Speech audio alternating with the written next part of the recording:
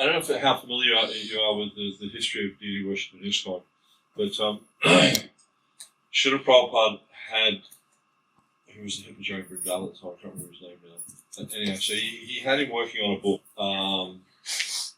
and the book was called Archana Padati. Archana Padati simply means method of worship. Archana worship Padati, so it was like a book. And that book, and later on, that was continued by Jai Tirtha. When Nitai was the one who started working on it, he later left ISKCON, and so Prabhupada had him begin the work, and then because he was the Hippogriff Vrindavan, as I mentioned, then later on Jai Tirtha continued that work. And a lot of it was based on a Padati of the Keshavaji Gaudiya Math in Mathura. And so a lot of it was just simply translated from that. But in the introduction was written by Prabhupada's Sannyas Guru. Anyone familiar with the name of Prabhupada's Sannyas Guru? Bhakti Prakar Keshav Maharaj. Yeah, he was Prabhupada's Sannyas Guru. And in that introduction, he spoke about the difference between temple worship, or deity worship in the temple, and deity worship at home. And there is one essential difference. Most of the things are the same, because it's the same Krishna. It's not like Krishna at home is different from Krishna in the temple. So the same rules are required. But and I'll touch on that in a minute. But the essential point is that the deity worship at home is based around the needs of the family. So, because, I don't know what your situation's like, but sometimes, you have different work hours, sometimes the work hours change, the children have their different activities and things like that. So the worship at home is going to be somewhat, I wouldn't say spontaneous, because we don't be whimsical with our worship, but it's going to be adjusted based on the needs of the family. It's just like, sometimes members of the family, the parent, the heads of the family may do shift work or something like that. Sometimes they're working like, doing a 9 to 5, and sometimes they might be doing 5 till midnight or something like that. Or, so obviously you're going to have to adjust the worship to suit them. Also, you'll find with sometimes with children, they have different activities, and like the child comes home from school, and usually kids are really active at school. They're running around, they're doing so many things. They come home, they're hungry. And then if the mother turns around, the child says, "Oh no, the offering isn't for another 2 hours yet." And what's the child going to think? This deity, I don't like this deity worship. It's crazy. I'm hungry. I want to eat. So you need to be somewhat flexible in your home worship, but that doesn't mean you throw out the rules and regulations, because the process of deity worship is called Archan Vidhi. What does Vidhi mean? It's rules and regulations. And the rules it's not. Don't think the rules and regulations are everything. Because what is it when you think that the rules and regulations are everything? What's that called in the Nectar of Instruction? There's a particular Sanskrit word I'm looking for. Niyamagra. Yes. We follow the rules and regulations for the sake of the rules and regulations, not for the sake of spiritual advancement. So this is not what deity worship is for. Deity worship is not for becoming expert at following the rules and regulations. Deity worship is there to purify our hearts. There's a really interesting purport in the Prabhupada paraphrases this quote from the Bhakti Sandarbha in quite a few purports, about 4 or 5 different purports I've come across so far. And Prabhupada's quoting from Jiva Goswami. And Jiva Goswami is explaining that it's the opinion of Srimad Bhagavatam that deity worship and all the different rules and regulations of Archan are actually not necessary. Because simply by chanting Hare Krishna, one can go back to Godhead. So, strictly speaking, even Diksha is not necessary. He says, but insofar as we have experienced that the persons who approach us for initiation, their minds are disturbed and they're contaminated by the influence of the modes of material nature. Therefore, deity worship is essential. So this is the process. This is the purpose of deity worship: is to focus our consciousness, or focus our mind and intelligence and our heart on Krishna, and then also to purify the heart, and to help us also develop this personal relationship with Krishna. And so, because like often you'll hear devotees, they come, especially younger devotees, when they come to Krishna consciousness, and that they hear about the deity worship, and they say, "Oh no, we just chant Hare Krishna." Okay, fine, do it. Just chant Hare Krishna. See how you go. Who can do that? Is there anyone here who can focus on their rounds for more than a minute or two at a time? It's the mind is all over the universe. And one of the points I like to bring out is that when Jiva Goswami wrote this, right, he wrote the Bhakti Sandarbha in, I had the date somewhere, it was 1600 or something, I can't remember what it was. It was about 500 years ago he wrote this, the Bhakti Sandarbha. So, and he's saying that people's minds are too disturbed then to chant Hare Krishna. So now, in 2024, what are people's minds like? Much, much worse. Never had things like this, never had mobile phones, completely unregulated lifestyle. So in Kali Yuga we see that, especially in this modern age, how deity worship is even more essential.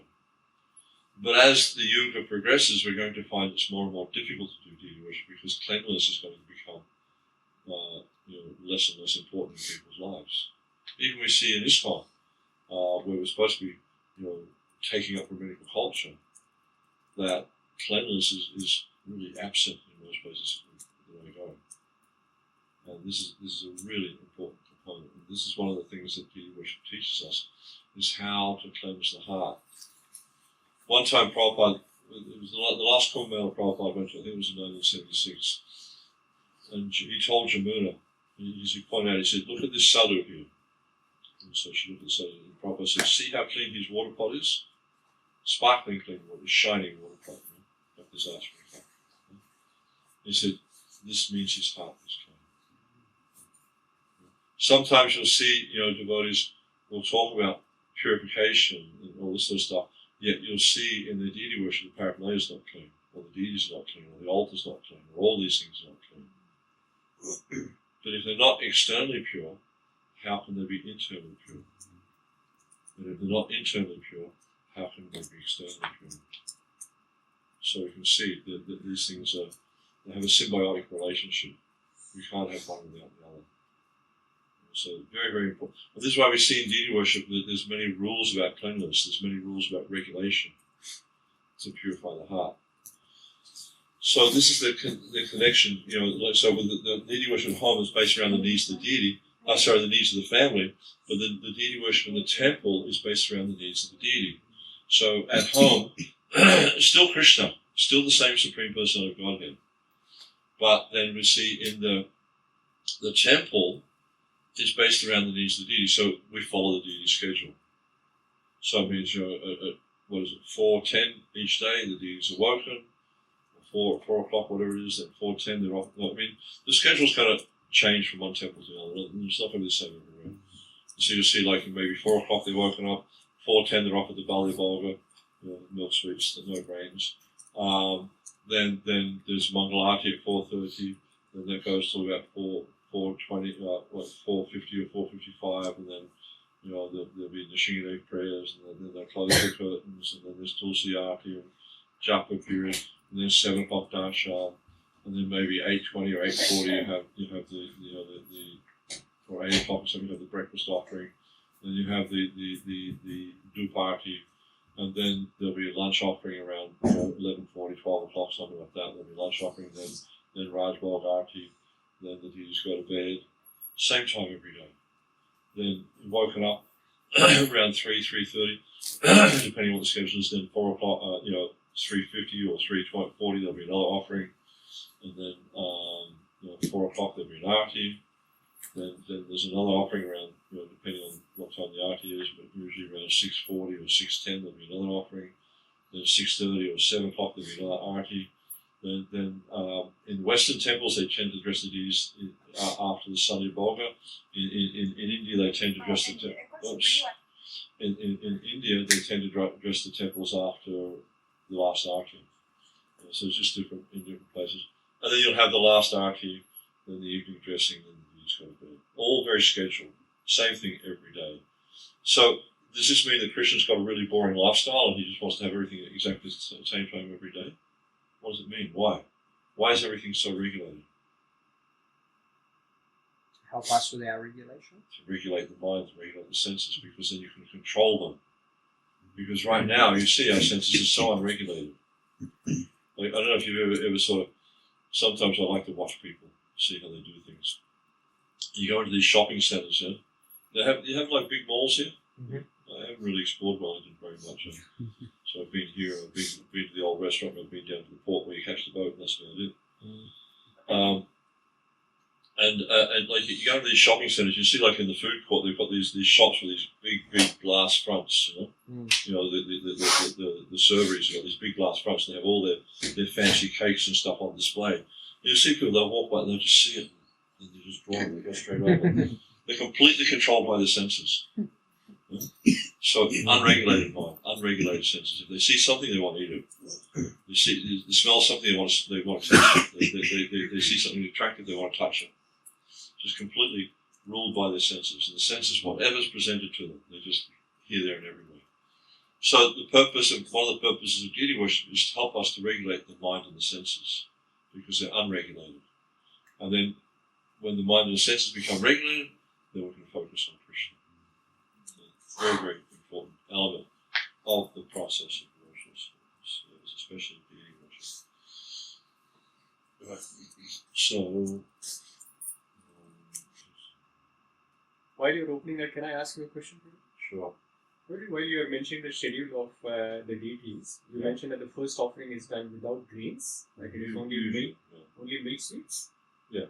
So it can't even, like a kheer with rice in it is not the appropriate offering. Generally not for Mangalati, but some temples do it. But generally not. Prabhupada does mention that in one place. So it is like Peda and Rabdi. Yeah, Rabdi. Usually you find it's things like burfi, pera, sandesh, rasgulla, rasmalai, rabri, things like that. Kheer meaning condensed milk. Yeah. Just going to try to find.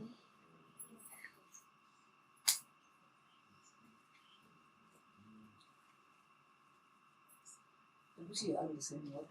Sorry, a little louder. Yeah.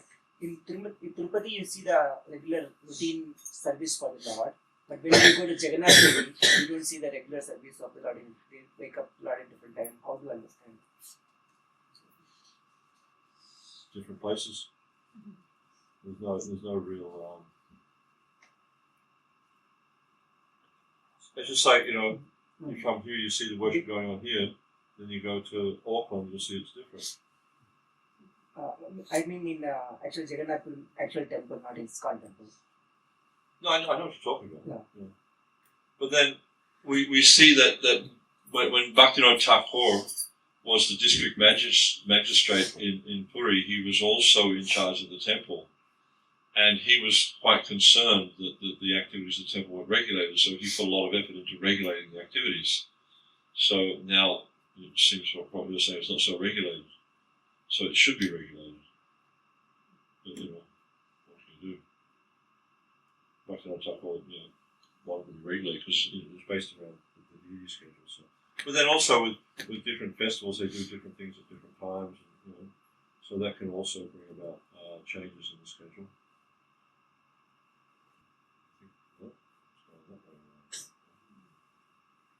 You can see that okay over there? Mm-hmm. So, the process of Krishna consciousness, what's the goal? What are we trying to achieve? Love. Please Krishna. Love. Love for Krishna. What else? To develop relationship with Krishna. Develop a relationship with Krishna. Develop a relationship with his devotees. What's our final goal? Prema. Yeah, go back to Godhead. Pray. Yeah, that's it. We don't want to hang around here, do we? Wellington's a nice place, but it's not that nice. We want to stay here. But then, that's the goal, right? That's the Prema Pamato Mahan. This is the supreme destination. Develop love for Krishna, go back to the spiritual world. How do you plan to do that? There's a saying that the person who fails to plan, Plans to fail. plans to fail. So how do you plan to do that? What's your plan? You don't have a plan? Sadhana bhakti. Huh? Sadhana bhakti. Sadhana bhakti. So what's the point of sadhana bhakti? That's just you get rich, you follow all this ritual, all these rules and regulations. What's the point of it? Gradual Kind progression. of love. Purification. Okay, that's the point, is to become purified, become our heart purified. But how do you plan to do that? What's your plan? By following footsteps of acharyas. Pretty big footsteps to follow. The consciousness which we do these services, so that it will purify our heart. So consciousness needs to be changing consciousness. But what are we going to do? How are we going to do that? Just by sitting down and chanting Hare Krishna every day? We've already established that we can't focus on that. It's like Thakur Haridas. He was very expert. He was just, even he had some very strong distractions, possible distractions. He wasn't distracted at all. But are we like that? When some enticement comes before our senses, immediately put the bead bag down and follow the senses. So you see, it's like we have to have some really clear idea on how we're going to become purified. And this is why deity worship is so important. Because the acharya, it's not like it's just something Prabhupada made up. These Westerners, they've got nothing better to do with the time. I'll give them this thing. This actually comes from Krishna himself. Krishna in the 11th canto of the Bhagavatam, he instructs Uddhava on the process of deity worship. And we see also that Narad Muni and other acharyas have at various times that they've given us these rules and regulations of deity worship out of compassion upon the conditioned jiva who don't know how to behave as humans. So they've given the process of deity worship to purify the heart and to help us to develop this relationship with Krishna. So, we can approach the Supreme Personality of Godhead through this process of deity worship.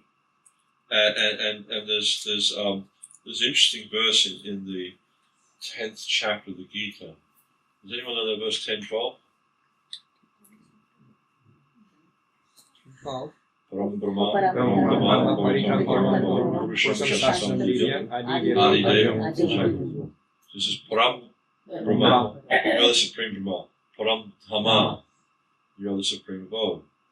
Pavitram Paramam Brahma. You are the Supreme Pure. So Prabhupada sometimes he would translate that Supreme Pure as extreme pure. Like, here we will clean something pure. Krishna's beyond that. He's beyond pure. Apart from it, there's nothing that can touch Krishna. He's so, he's even above transcendental. We talk about kind of transcendental stuff like that. Krishna's beyond all these types of things. But understanding Krishna's nature, or if we have some basic understanding of Krishna's nature, if we want to approach him, because he's the Supreme Pure, what do we need to be? Yeah. Exactly. There's a really interesting lecture that Prabhupada gave when he installed the small Radha Krishna deities in Los Angeles in 1968, I think it was. I encourage you all to, if you have access to the database, you can go to database.io online, and it's the installation of Rukmini Dwarkanath. I really encourage you to listen to this lecture. Prabhupada talks a lot about the mood of worship, the mood of bringing Pujari. But also he talks about the nature of Krishna and how we can approach Krishna. And because he's sitting there, he's doing a fire yoga, and he mentions just like here I am sitting in front of the fire, and I can feel the fire, I can feel the heat of the fire. He said, if I want to enter into the fire, I need to become like fire. Otherwise, what happens?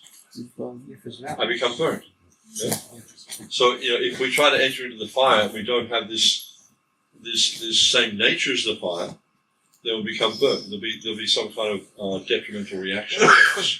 So, in the same way, if we try to associate with Krishna, we don't have the same transcendental nature.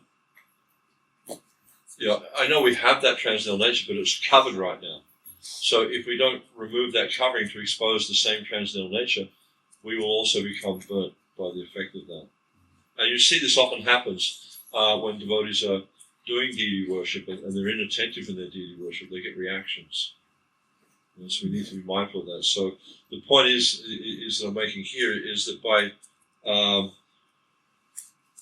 practicing deity worship, by cultivating purity, we're able to approach Krishna. That if we don't cultivate the purity, if we just go ahead and do the ritual but don't realize how we have to purify, then we'll get some slight reactions.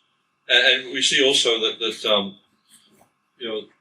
the process of devotional service, it's aimed at bringing us closer to Krishna. It's aimed at us cultivating our Krishna consciousness and becoming purified, so that we can come closer to Krishna. Let's see if I can find a document here.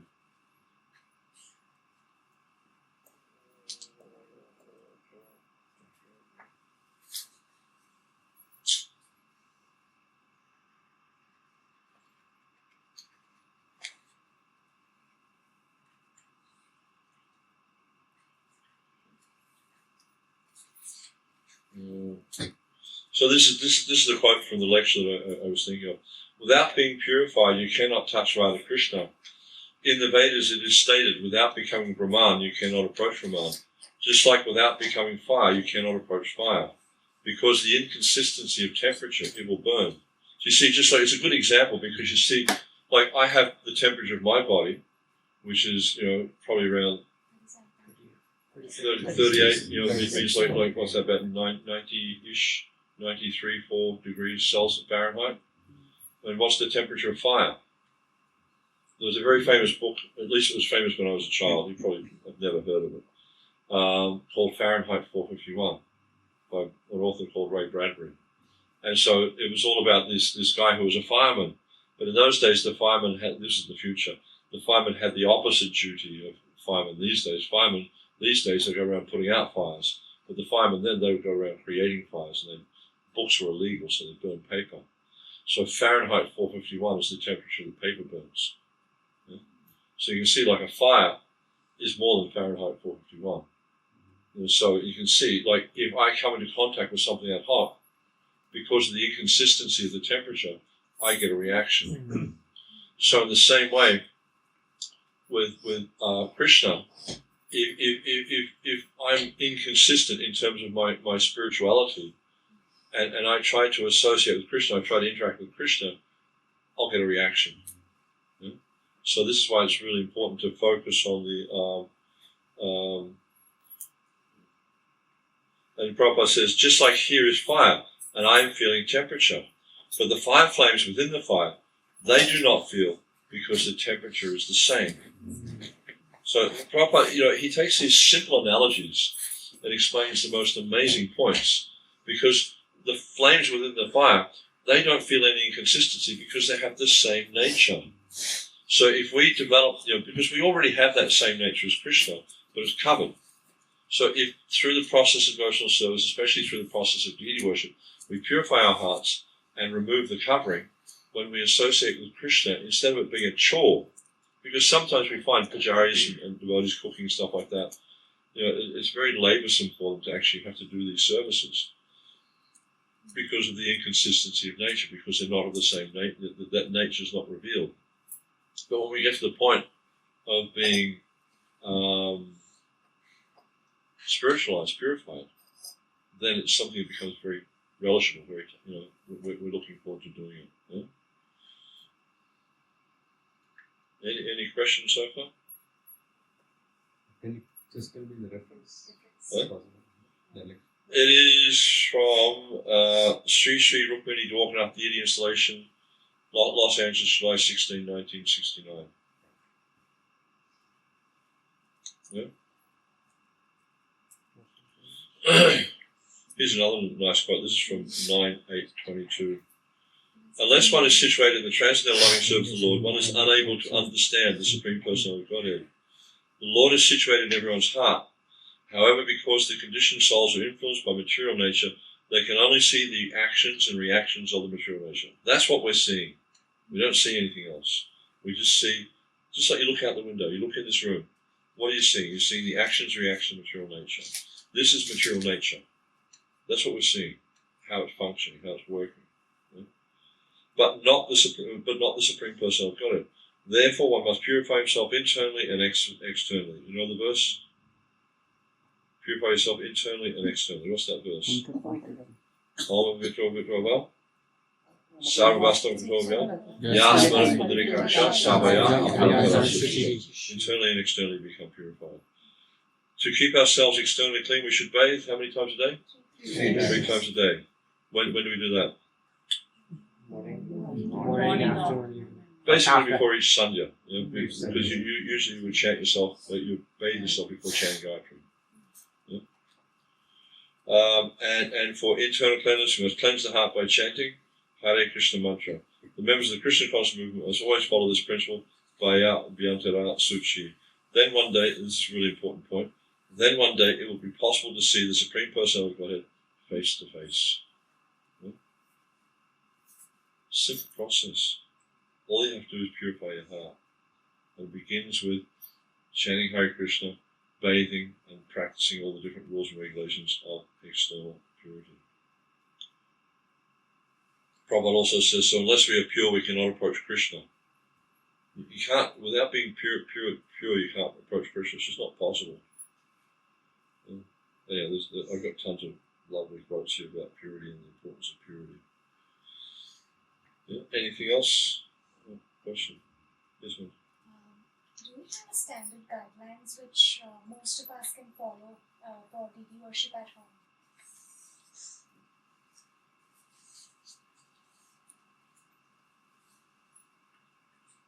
I don't know about standard guideline.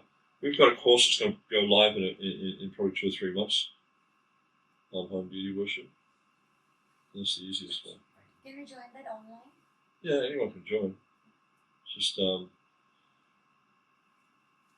if you can send me the contact of the devotees, I can add you to our mailing list. We have a regular newsletter we send out every 3 months, and then the course will be announced in there, so that way you can join there. It's just about deity worship stuff. I'll tell another interesting story here. One time, anyone, you've been to Mayapur, yeah?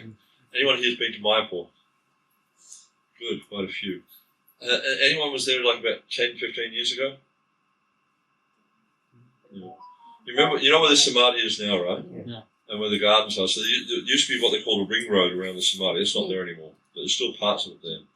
On the Ganga's side, there was all these workers' cottages and stuff there, and just workers.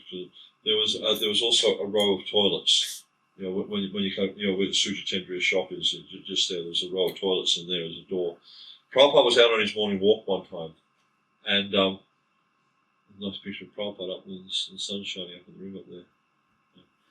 And so Prabhupada was out on his morning walk, and Srila Prabhupada, it's like he had radar for things which weren't right or not clean. And he's on his morning walk, he goes, oh, what is this? And he pushed the door open of the toilets. There was like 4 toilets and there was a door at the front. And he pushed the door open to where the toilets were, and the toilets were overflowing. The stool and urine and stuff was all coming out of the drain. And Prabhupada wasn't very happy about that at all. And he turned to the managers that were there at the time, and he started to chastise them and explain how this was in the mode of ignorance. And just at that point, then Achyutananda Maharaj, he was Maharaj then, he turned up. And he and Jayapataka Maharaj were the ones managing Mayapur at that time. And he said, this is in the mode of ignorance. And because you're in the mode of ignorance, you do nothing. So you can see, you can understand, like, if you come to a place which is clean and you don't react, you feel comfortable in that situation, what mode of nature will you be influenced by? Goodness. But if you come to a situation which is unclean and you don't react, what's your mode of nature? Ignorance. Yeah? It's just like and like attract, opposites repulse. It's like magnetism. Yeah? Plus and plus will attract each other. Plus and minus will push apart. You know, they're not compatible. And now, Prabhupada was so much disturbed by it that in the morning class, he spoke in the Bhagavatam class. That was the main topic of the Bhagavatam class. Yeah? So just like I was rebuking that toilet, this is so nasty, tamagun, and I have no response to such tamagun place. That means I am also of that quality. Just like fire and fire, there is no reaction. But in fire and water, there is reaction. Between fire and fire, no reaction. But fire and water, there is reaction. Similarly, sattvagun, there is no reaction. Tamagun, there is no reaction. It is in English, it is called incompatible. When there are different qualities, there is reaction, chemical reaction, acid and alkaline. What happens when you mix acid and acid? Nothing. What happens when you mix acid and alkaline? There's effervescence usually, and if they're strong, like if you mix nitric acid with, like a strong nitric acid with something alkaline, there's an explosion. And so it's like that. But acid and alkaline, if you mix, there will be effervescence immediately. So karanam gunasangosa sadasat jamajonishu. If one is developing tamagun, then if it becomes a pig next life, there's no reaction. So keep that in mind. Yeah? If you're cultivating the mode of ignorance, because your consciousness is such, you can wind up being a pig in your next life. Keep that in mind. It's very important. He'll be glad that I'm a pig. I'm a dog. There is no reaction. And you know that story of in the third canto of Indra, when he became a pig. He was very happy. He thought it was a wonderful situation. But if one is sattvagun, he cannot tolerate. Immediately obnoxious. Oh, such a nasty condition. So I'm very sorry there was no reaction in such a nasty toilet. And you are getting sacred thread, the quality of a brahmana, sattvagun. It is very regrettable. Nobody reacted. So this is a really important lecture.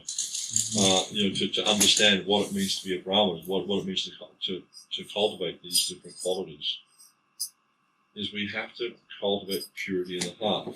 If we find that we're still going to the same places and like the same tamagun or rajagun places, and we're happy to do that, we can understand the heart's not becoming purified. But the point of the process of bhakti is to purify the heart. So if we're not purifying our heart, and the way we can understand, if we just look at how we respond to things, if we're still attracted to the same types of foodstuffs, if we're still attracted to the same types of people, if we're still attracted to the same types of places, we can know that we're not purifying our heart. But if we find these things repulsive, then we can understand our heart's becoming purified.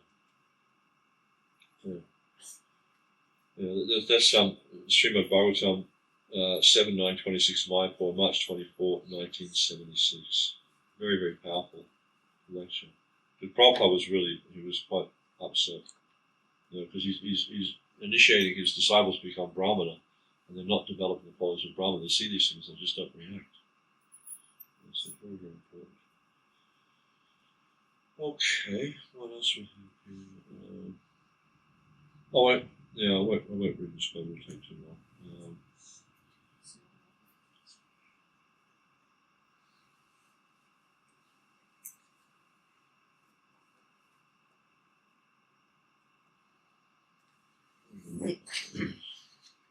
We're going till 12 o'clock, right?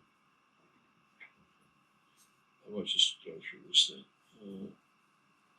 Alright, so we've got this nice verse on the screen. We already read that one. So then we can here look at the points in the translation. Arjuna says, you're the Supreme Personality of God, the ultimate God, the purest, the absolute truth, the eternal, transcendental, original person, the unborn, the greatest. Then we have this here. There's a conversation in 1972. So I'd like to read that, nice loud voice. Krishna is pure, apapa vidam. So we must be pure to approach Krishna. Okay. So it's just like Prabhupada in that lecture I was quoting, he gave the example of fire. If you want to touch fire, if you don't have the same nature, you become burnt. Yeah? Someone else? Just like if we want to enter fire, we must be also highly tempered, almost like fire, same degree. Papa Viddham, Pavitram, Paramam Bhavam. Very good. This is someone else? So if you have to approach the Supreme Pure, you have to become pure. Otherwise, there is no possibility. Without being fired, you cannot enter into the fire. Then you will be burnt. So these are the points, the same points we go over. Okay. Okay. That's what will happen. Fire and everything is burnt up. Okay. These are also very interesting verses. Anyone know this verse? Amanitvam, Adambitvam, Ahimsa Chantirajavam, Acharya Pashanam Saucham, Staryam, Atma Vinigraha. So this important word here is Saucham. And in the purport, Prabhupada makes a really important point. Cleanliness is essential for making spiritual advancement. So the reason I'm focusing on this is because Prabhu had asked me to talk about, the transition or the graduation from home deity worship to temple deity worship. And this is one of the things we really need to understand in deity worship, whether you're doing it at home, whether you're doing it in a temple, is if you're not clean, you're not really going to get the benefit of deity worship. Because the deity worship, one of the main things there is to teach us about becoming clean, how to be clean. Because, and what I'm trying to do here is demonstrate to you why cleanliness is important. Because, as we were talking before, our goal is to approach Krishna, our goal is to go back home to Godhead. But how do you think you're going to do that if you're not clean? It's not going to happen. You'll wind up getting reactions. As we show you, the fire will burn. So Prabhupada says that cleanliness is essential for making spiritual advancement. This is his purport from 13.8. Without that, you're not going to make advancement. What else we got here? Alright, so we have two aspects. We have the external and the internal. So external is things like, and not just showering. This is just to give you an idea, but it's not just bathing. It also means keeping your environment clean. When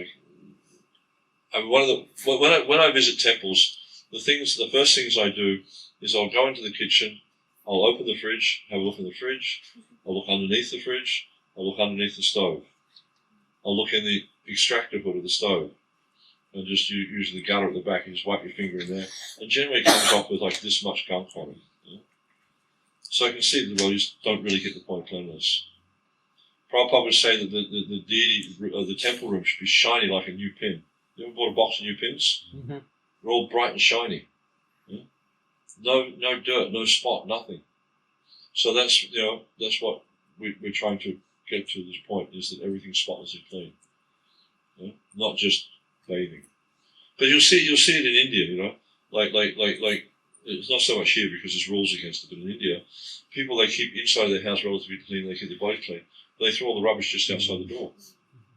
So that, they drive around in their cars and their trucks, they've got "Love My India." Where's the proof of that? You treat the country like a rubbish dump. Whereas at least you drive around here, you don't see much rubbish on the side of the road. So you can judge a thing by the result. So they just throw everything out on the road. It's not very sophisticated. So that's aspects, and then of course we have internal cleanliness, means meditating on the Lord, always think of Krishna and chant Hare Krishna, Krishna Krishna, Hare Hare, Hare Ram, Hare Ram, Ram Ram, Hare Hare. So, what if we are not pure? What's going to happen if we're not pure? Huh? You get reactions. What's the other point of it? You fall down. You're not going to attain Krishna. You can fall down. Not going to attain Krishna. You're not going to achieve Krishna. You're definitely not going to achieve Krishna. If we are not pure, we are already following. And you can see, like sometimes devotees might say, well, if we have these type of facilities, then we can be clean. But if you look at the lives of great personalities, you look at someone like Kavaca Sridhar. He was dirt poor. He had the simplest of facilities, but he was always very clean and pure. So you don't need, all you need is water to be clean. And there's an abundance of water here.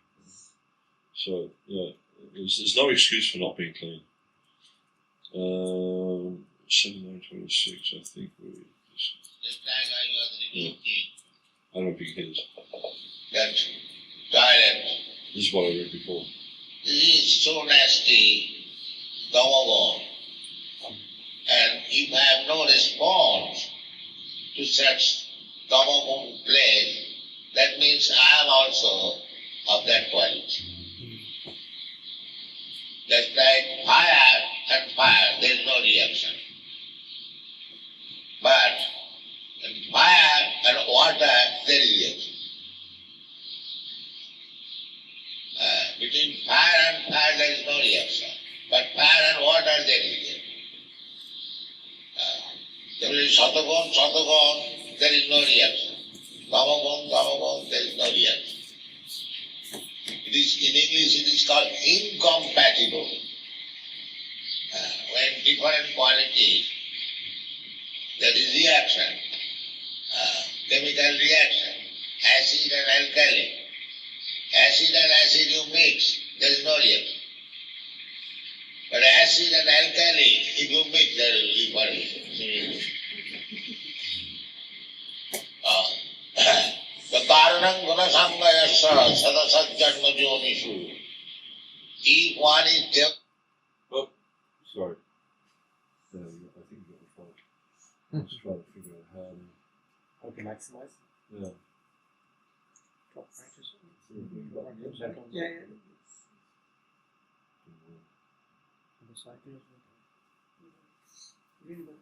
That is maximized, so Prabhupada was making that point. So how does deity worship help us to develop purity? We've discussed it already. By regulating the mind, by regulating the senses. Yeah?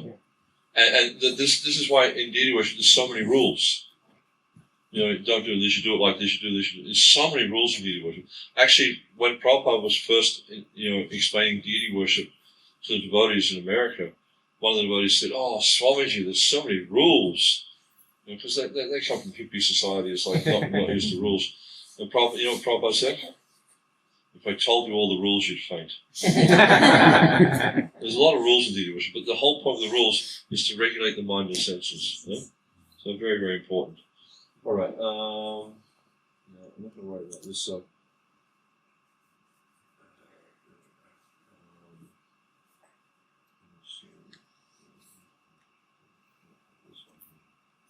So let's move on from here. So deity worship. This is Jiva Goswami saying. It's the opinion of Bhagavatam is not necessary, but due to material conditioning, character and mind are impure. And we see this in Kali Yuga, especially now. The character and mind of so many people is just completely impure. Therefore, deity worship is recommended. Yeah? And Prabhupada says, proper deity worship means to be clean, punctual, and nice offerings of foodstuffs. Yeah? And actually, in other places, he say that there's 5 things: there's cleanliness, punctuality, nice foodstuffs, nice dressing, and nice flowers, scents, garlands, things like that. Always very, very nice. Like yesterday, I was at the temple, and I was noticing the garlands that Gaudetaya were wearing. Very, very nice. So whoever made them, please continue. Very, very nice to see such beautiful garlands on the deities. And then Prabhupada says here. Someone like to read that one? One thing though, the deity worship must be completely pure in terms of cleanliness and punctuality. Otherwise, there will be some offense. Yeah, so very important aspect of deity worship. Clean, because we're talking about temple worship here, clean and punctual. Otherwise, it can be disrespectful.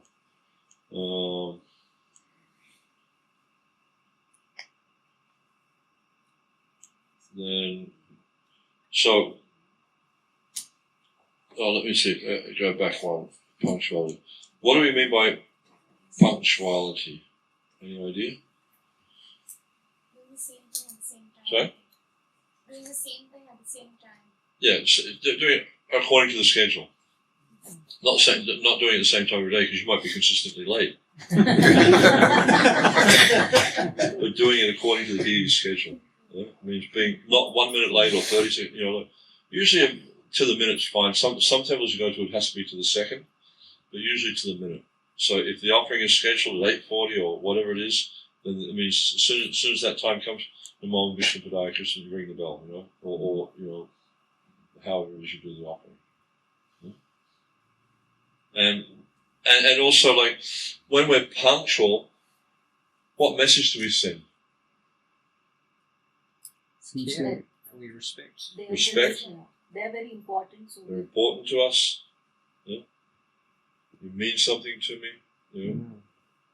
Caring. What about, have you ever had the experience, I'm sure you've never had this experience here in Wellington, that, like someone says, please come, I need to talk to you about something, let's meet at such and such time, and you work out the time and say, okay, let's have the meeting at this time. Yeah? And you turn up on time, and there's nobody there. You ever had that experience? Yeah. I can't believe devotees have experiences like that. What message does it send? I don't value you. Exactly. I don't value you. You're not important to me. My time is more important than your time. It sends a very negative message. So just project that to the process of deity worship, the relationship you're trying to cultivate with Krishna. If we're not on time, what message are we sending Krishna? Huh? We're Not important. Yeah. Not important. And what does Krishna say in the 4th chapter of the Gita? Ye yatamam prabhajante tam sathaiva jameham. As they surrender unto me, I reward them accordingly. So if you have a nonchalant kind of approach to the deity, guess what? What do you think the approach he's going to have to you?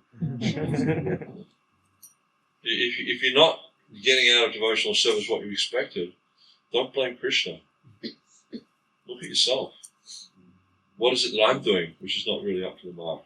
Why am I not getting the result that I was hoping to get? Krishna reciprocates perfectly. There's no one who can reciprocate as perfectly as Krishna. Everything he does is perfect. So if you're not getting what you want from devotional service, and I'm talking spiritual results, not material results, because it's not for material results. If you're not getting the spiritual results you expected, look at yourself and see, okay, what am I not doing right? So we'll show you the opposite. This is the opposite of being on time. Yeah. And as we're saying, it's just makes you feel not valued when people don't turn up on time. Like, this is not important to me. So how do we develop punctuality? If you're consistently late, say for instance you're consistently late for doing an offering. At home, I do the Raj Bhog offering on Mondays, and I was having a problem where every time I did the offering 5 minutes late. So what did I do? Change the clock. Because I know the clock's been changed. I'm not that stupid. Plan. But what did I do? You change the schedule. No, you can't do that. And some pujaris will do that. Oh, well, now Krishna's going to be like 5 minutes later. No, I came 10 minutes earlier. But then the cook was late. But at least I was there in plenty of time to do the offering on time. So you have to plan ahead. Okay, this is how long it takes me. And then sometimes you need to adjust. You need to come earlier. Not just say, oh, well, it's the best I can do. No, come earlier. Yeah? All right. I think that's about it there. All right. So I think, there's just a few points I wanted to make about. Prabhuji, Yeah. like the punctuality in daily life, at home duties we will go for work, but Saturday, Sunday we will be at home. Then how can we adjust that? No, as I was saying before, home deity worship is based around the needs of the family. So the schedule is going to be your schedule. Because we're talking here about temple deity worship. And so your schedule, you need to adjust your life to suit Krishna. This is the process of surrender. Is I'm willing to give my life for your pleasure. But at home also it's the same. You just adjust as you need to. Because work days, you don't have a lot of time. Weekends, you have more time. But the thing is, like, when I have more time, I use it for you. I don't use it to satisfy my senses. That sends a very positive message. Yeah? Alright, so what I want to do now, this is why I asked you to bring the Ashram cups. I just didn't want to see your Ashram cups. I want to do another presentation, but I think before I do that, I probably need to go to the bathroom. Yeah. One of the things I do for health is I drink lots of water, but it has its effect. That's okay. In the meantime, you can fill up the Ashman cups. Yeah, they work better with water in them.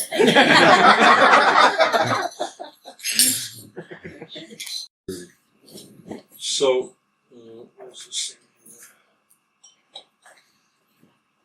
These are just parts of courses that I've done. I've been teaching deity worship for about 20 years now. So, I do these things quite a bit. Yeah, turn the leg. That's it. Yeah. So this is on the leg and what fall. It's kind of an interesting thing we have in ISKCON is the microphone stands tend to die quite rapidly.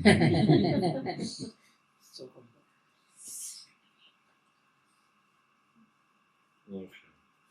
So I want to try and just go a little bit deeper into this concept of purity. When I teach this in Mayapur, we have about 25 classes, and of them, 5 are focused on purity. So it gives you an idea of how much emphasis Prabhupada gave to the point of purity. Every time he would give Brahman Diksha, or have his disciples give Brahman Diksha to the Dogras, he said, teach them how to be Brahmins, teach them how to be pure. He'd always emphasize this point of purity. And this also sends us the message that in this modern age, we don't know very much about purity. Vedic culture is very much focused on purity. Purity in so many different ways. So there is different aspects of purity that are described in the scriptures, and I want to get into them a little bit now. In deity worship, there's different divisions of purity which are given, and they're broken into 6 categories. They're called Sad, Shuddhi. So Sad means 6, Shuddhi means purities. So can anyone think of different types of purities that would be there? I've heard that one of the pillars of Dharma is cleanliness, and it is destroyed by illicit sex. Yeah, that's true. But that's not what I'm thinking about. Oh. I'm talking about the divisions of purity. Yeah? Can anyone think of different points? Two, like an external body purity and a mind purity. Well, that's a broad category, but what I'm talking about, I'll give you the idea of like, one is called the purity of place, and the Sanskrit terminology is Sadshuddhi. Sthana Shuddhi, sorry. Sthana meaning place, Shuddhi means purity. What else? Mind. Purity of mind, okay. And what would that be called? What's the name for the mind in Sanskrit? Mana also. In other words, starts with C. Chitta Shuddhi, yeah. So chitta means mind, means heart, yeah. Means consciousness. Yeah, so that should also be pure. What else? Bodily? Speech. Okay, yeah, that's kind of. So what we use our speech to do what when we're doing deity worship? Chant mantras. Yeah, so it means we chant the mantra should be pure. Physical cleanliness? Physical bodily cleanliness? Yeah, so that would be called what? What's the Sanskrit word for body? Deha also. Also, one starting with A. Atma Shuddhi.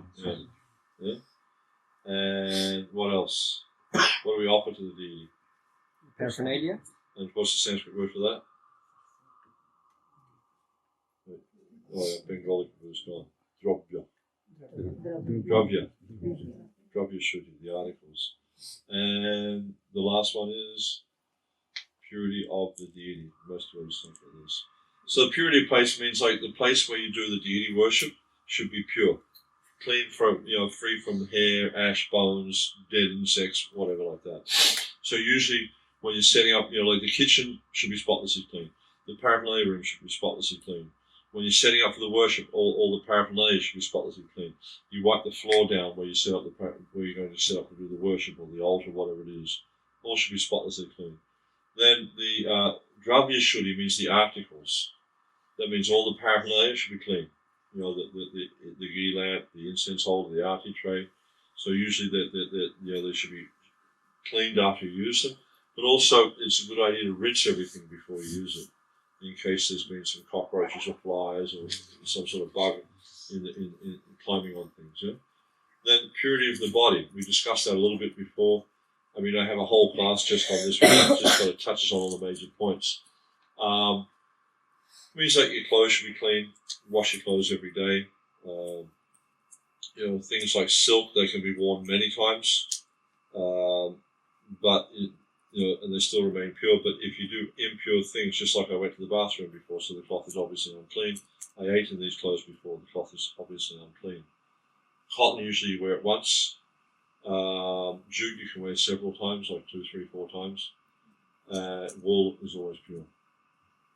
Synthetics we don't wear. Synthetics are impure. But also the style of dress.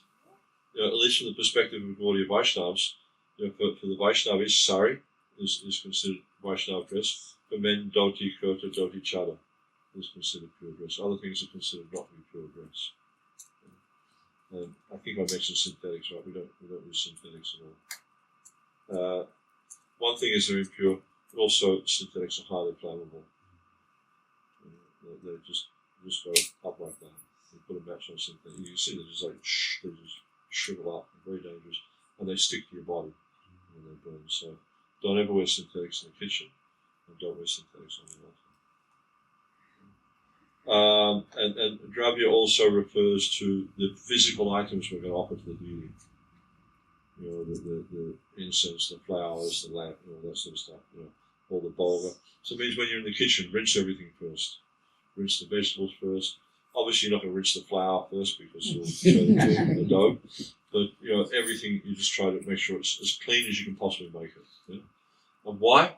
Why do we want to make it as clean as possible? What you said The same level. what you said before, that fire, if your fire doesn't burn, so Yeah, you're trying to make that's more everything the related same. to us. Why do we want to do it? Because we're offering the most cleanest thing to Krishna. Yeah, we want to please Krishna. And by making things spotlessly clean, it'll be pleasing to him. The purity of body obviously means bathing, but also not doing impure activities. Wearing Vaishnava tilak, wearing kanti mala, for Brahmins wearing upavit, for male Brahmins at least, things like that. Everything very clean. Chitta Suddhi basically means to be always absorbed in the thought of Krishna. Purity of mind, purity of consciousness. Mantra Shuddhi, what does Mantra Shuddhi mean? The mantra should be clean? Pronunciation. Interesting story. One time, you've all heard of Jayananda, yeah? So he went to Prabhupada, he said, sure, Prabhupada, I'm not sure if I'm chanting the Gayatri mantra properly, can you help me? And so Prabhupada said, yes, chant it in my right ear. So Jayananda, he chanted the mantra in Prabhupada's right ear. You know what Prabhupada did? He laughed. He said, don't worry, you'll never get it. That's the nature in Kali Yuga, it's like, how many people can chant the mantras properly? Maybe some can, but it's not common. Not common. So it's not the pronunciation. If you can pronounce them properly, that's good. But that's not what we mean by Understanding the meaning. Understanding the meaning. Okay, that's another aspect. Chanting a feeling. What sort of feeling? To serve. To serve, okay. With love. Conscious. With love as much as possible. With love. Who has love? No one putting their hand up. Yeah. Oh, that doesn't work then. Chanting the right mantra. Chanting the right mantra. Okay, that can also be helpful. But what it actually means, my understanding of what it means is Sampradaya Vihinaye Mantraste Nishparamataha. If you don't receive a mantra in a bona fide Sampradaya, it has no effect. So you have to receive it from the proper authority. That's the purity. It's because it comes from a pure Sampradaya, like the Gaudiya Vaishnava or the Sri Vaishnava or whatever. Because it comes from a pure Sampradaya, and you've received it in that line, therefore it is effective. And the last one is Murti Shuddhi, purity of the deity. What does that mean? Isn't Krishna always pure? We said before he's a Papa Vidham. Huh? Bathing. It also means like, when you undress them, you remove all the tilak, you take the shandan. It's like, like when you massage with oils, like there's abhyanga or vartana. So abhyanga means you put the oil on the body, or vartana means you remove it from the body. There's all these different, and then in the morning you take all the, what do they call it? I forgot the Sanskrit for it. Where you take all the remnants, the flower petals from the feet.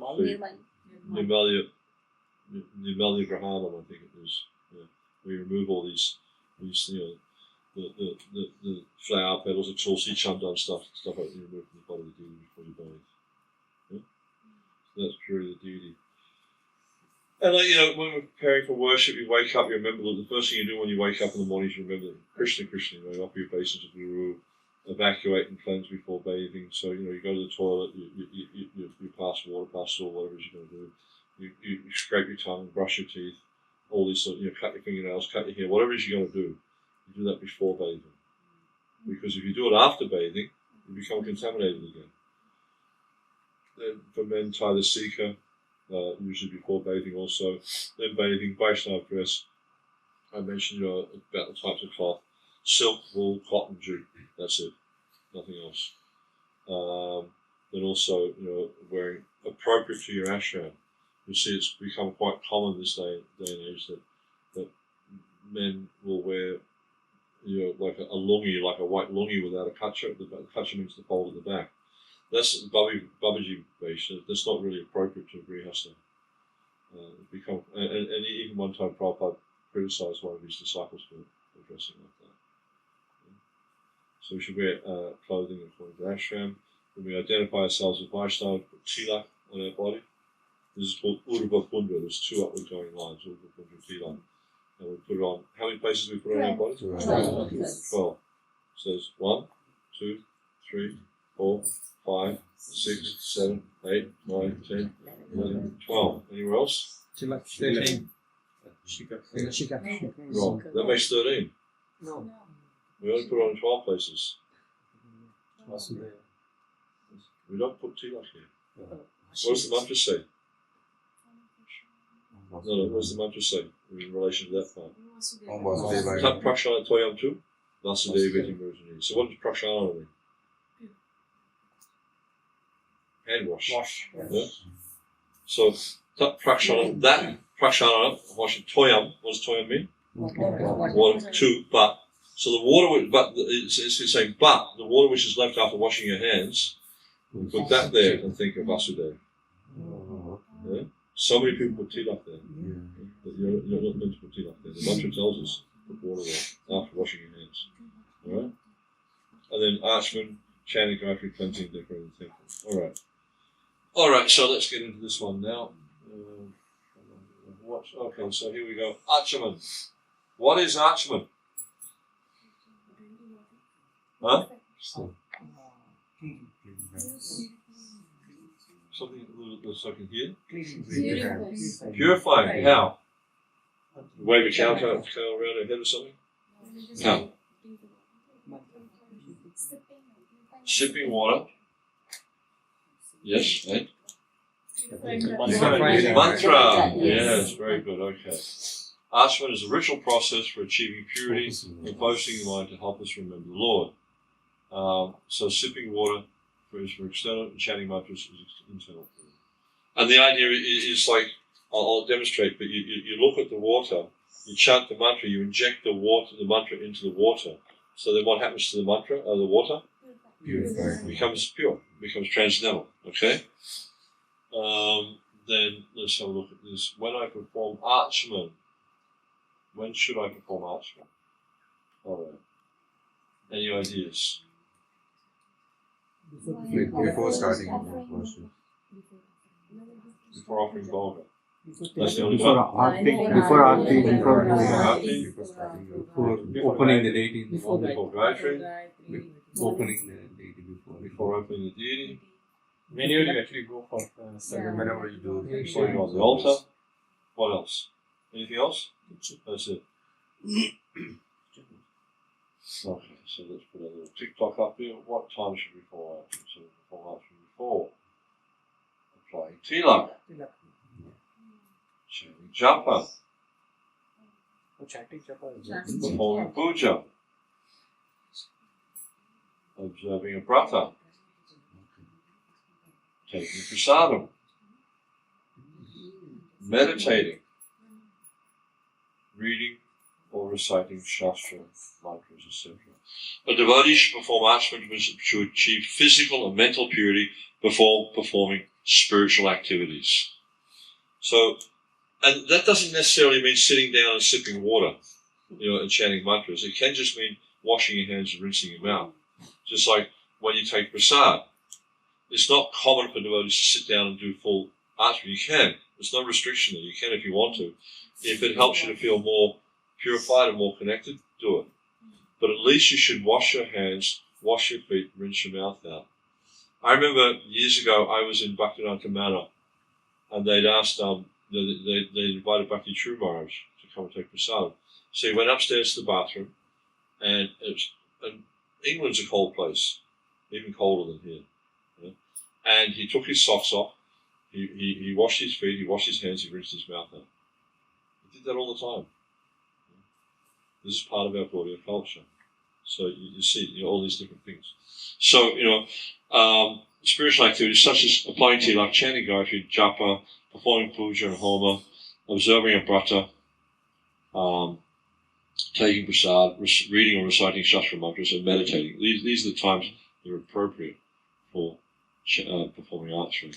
And sometimes you'll see injunctions in the scriptures for material activities. To do Archman after those or before those, but you'll find that the Vaishnavas Gaudiya Vaishnavas less commonly do it after material activities. More commonly, they'll do it before spiritual activities. Because it helps us to fix our mind, because you're becoming cleaner and you're connecting with Krishna. Like sometimes you'll see coming in from a journey or something like that. Someone will say.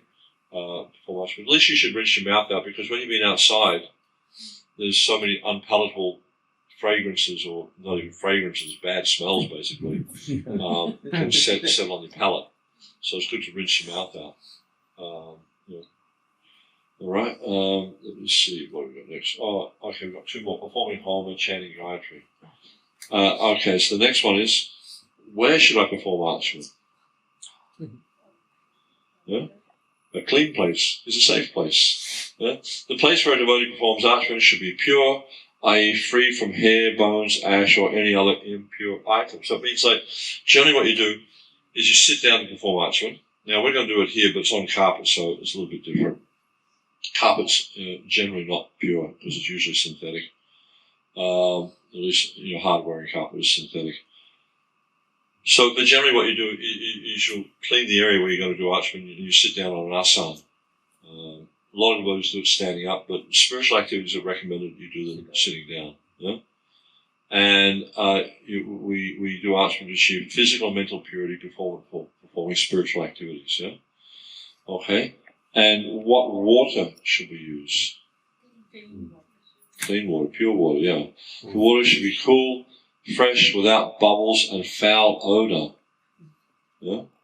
And for some people, the smell of chlorine is quite a foul odor. So if you can have nice clean water, that's the best thing. Yeah?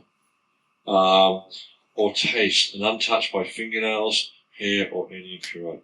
If the water touches your fingernails, the water becomes impure. Fingernails are impure. And so, same, I was doing an abhishek the other day, and the devotee was grabbing the pot with the water to pour into the consciousness. He's putting all his fingernails inside the water. I explained to him that the water becomes impure when you do that. So just keep that in mind. There's fingernails, hair, anything like that is impure, and it will contaminate the water. Rainwater, being in the mode of passion, should not be used. If you're in an environment where you only have access to rainwater, if you leave it sitting for 10 days, according to Sridhar Swami, it becomes pure. Then what to avoid in Archman? Out of respect for a spiritual activity, you should not perform Archman with your head or throat covered. Of course, for Vaishnavis, that's different. Without having your kopan or cloth tucked in at the back, so men, you should always have your underwear on. Same for ladies. Without first cleaning your hands and feet with shoes on. So you don't do it with shoes on, you do it bare feet. You can have socks on in cold weather. While standing or while sitting on shoes or sitting with your knees or feet showing. Right? So there's two types of achman. You got it? There's basic achman, which I'm sure many of you are familiar with. You probably did this when you got initiation. Om Keshavaya Namo, Om Namanaya Namo, Om Madhavaya Namo. And then there's complete or Vaishnava achman. Okay, so then the next one here. Sit on a proper asan, a sitting place, asan. If there's no asan, kneel with your right knee touching the floor and your left foot flat on the floor. I'll show you how to do that. Okay. One of the things we do in the courses we do, like the more structured courses, is every day we have the devotees practice ashram. We actually assess them to do ashram. Because like the amount of times I've seen devotees when they're doing their deity worship, they have to look at a piece of paper. And so they're more absorbed in the piece of paper than they are in the deity. So the idea is to learn the procedures so that you don't have to worry about the piece of paper. So something like ashram is very simple. There's only, I think, 24 steps in it, and it's not very complicated. When you cook dinner for your family, how many steps are there? If you take every single step, hundreds. You have to look at a piece of paper to do it. When you drive a car, how many steps are there? 20. Constantly have to be reacting to what's going on the road. Thousands of steps. So this is just some simple little thing with 24 steps that don't change. When you're driving a car, it changes every minute. This is simple. But because we've wired our brain differently to think, oh no, this is very complicated. Deity worship is easy. Much easier than it is to function in this material world. You just have to realize it. That's okay. Alright, so we have Archman cup. Now, probably better, I'll sit just in the front here. If you can sit in a way so you can see me and have an Archman cup in front of you.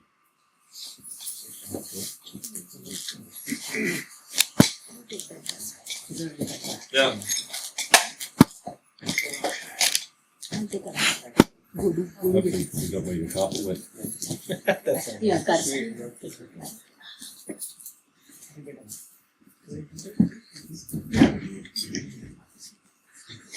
So the goal is not to finish all the water. Yeah, Prabhu's worried about his carpet getting too wet.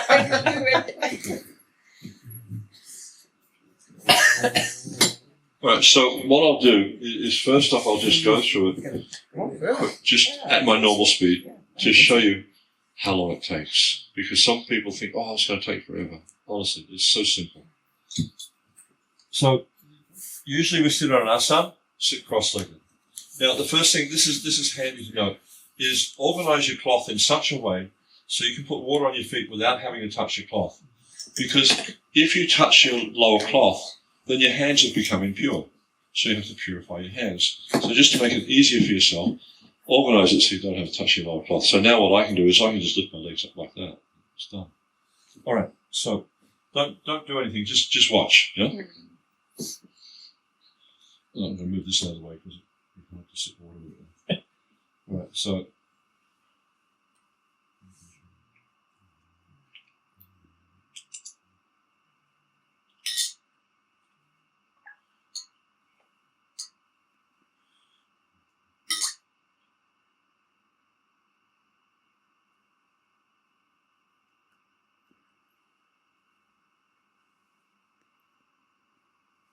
How long did that take? Few Few seconds. seconds. Maybe Less 20, than a minute. maybe 20 seconds, 30 seconds. Yeah. Really simple. Yeah. Okay, so first off, doesn't matter what spoon or what hand you take the spoon in. It really doesn't matter, as long as it winds up in your left hand. Right? So wash both your hands. Yeah. Some people have to put a spoon on each. I've been doing this for 40 years, so I just do it with one spoon. Yeah. Right, and then take a little bit of water in the spoon. That's what I said. Winds up in your left hand. Yeah. A little bit of water in the spoon.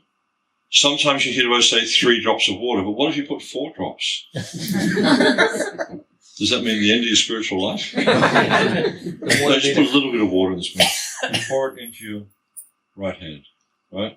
And you cup your right hand a little bit so the water doesn't run out, right?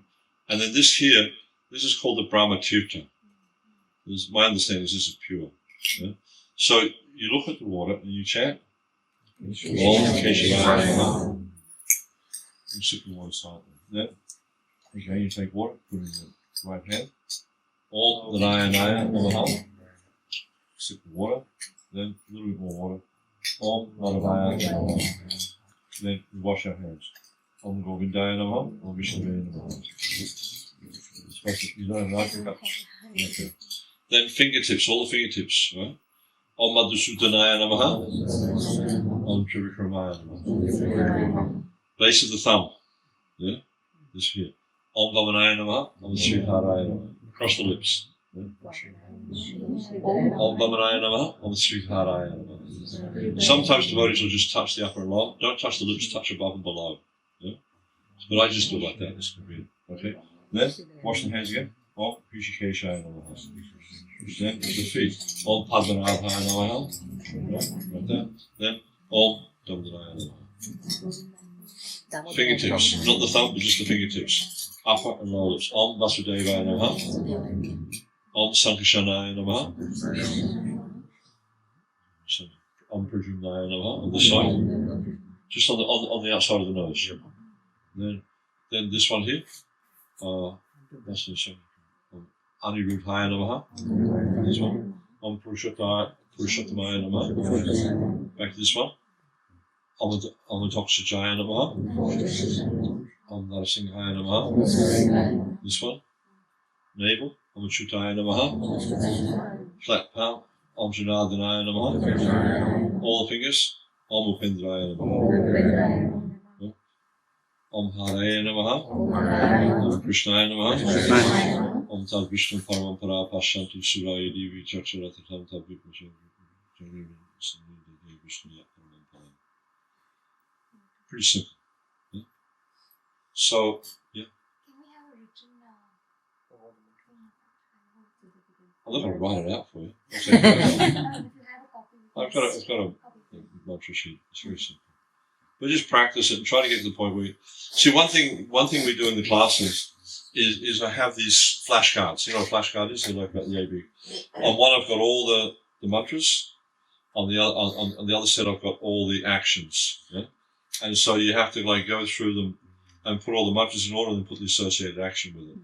And even though it might seem like a childish game, it's quite surprising how quickly you learn how to do these things just when you do stuff like that, because it's fun and it pushes you to remember these things. Because like I said, if you're just looking at a piece of paper all the time, you'll never remember it. You know, you've got it. This is a muscle. It's like a muscle. Work it if you want to become stronger. If you don't use it, you'll get dementia. You'll just turn to jelly. And is there any association, Prabhuji, with the gesture and the name of the Lord? According to Banu Swami, I asked him about this a few years back. According to him, the mudras are associated with the elements that are associated with those senses, like sight, smell, sound, all that sort of stuff. You know. That's as much as he could find out. Yeah. A lot of the stuff we do in deity worship is sometimes a bit vague. There's no clear shastric evidence for it. At least not in Gaudiya Vaishnavism. Maybe in Sri Vaishnavism they have it. But that's not really our concern. We follow Gaudiya Vaishnava. And oftentimes you find out Gaudiya Acharyas didn't give any information on these things because they didn't think it was important. You know, because short life, Go back to Godhead as quick as you can. Don't get caught up in all this other stuff. Because you look at deity worship, there's so much stuff with the ritual and things like that. And like, it's quite common you get devotees who really want to know all the details of the ritual. That's fine, but, it's not going to help you. Just serve Krishna with your heart and soul as best you can. Try to become purified. Go back to Godhead. Short life. Okay, any other questions on that? You want to do one more time, or you've got it? Yeah, just one more. Okay, same thing. Right. So, wash both the hands. Right. When does the spoon wind up? Left hand. Left hand. You sip water out of your right hand. Yeah? Right, then water in your right hand. While looking at the water. I Yeah. had a question while washing the hand. Does it have to be in another container or just on the ground? No, because you wipe the floor when you're finished. If you want to do a container, that's fine, but then you've got a container to wash. Okay, so while looking at the water, chant. Om Narayanaya Namaha. Om Madhvaya Namaha. Om Govindaya Namaha. Om Vishnuvaya Namaha. Om. Just looking. Silently. Om Madhusudanaya Namaha. Om Trivakramaya Namaha. Om Vamanaya Namaha. Om Sridharaya Namaha. Om Vikashaya Namaha. Om Padmanabhaya Namaha. Om Damodharaya Namaha. Damodaraya. Then just the fingertips, not the thumb. Vasudevaya, Om Sakashanaya Namaha. Om Vajumnaya Namaha. Om Adhurudaya Namaha. Om Purushottara, Om Toxijaya Namaha, Om Nrsimha Namaha, Om Achutaya Namaha, Om Janardhanaya Namaha, Om Upendraya Namaha, Om Hare Namaha, Om Krishnaya Namaha, Om Tat Vishnu Parvapara Pashamaya Sudana. Okay? And there's a few things I have to remember where I'm up to. Yeah? So this one's Nrsimha. Yeah? This one's Upendra. Yeah? Things like that. And something that'll make it easier for you, right? It's like the first few mantras. Keshava, Narayana, Madhava, Govinda, Vishnu, Moses, Trivika, Bhavana, Shrita. Same 12 mantras. Same 13 mantras actually. Same order. Yeah? The idea is we're placing the syllables of the Lord's name on the body.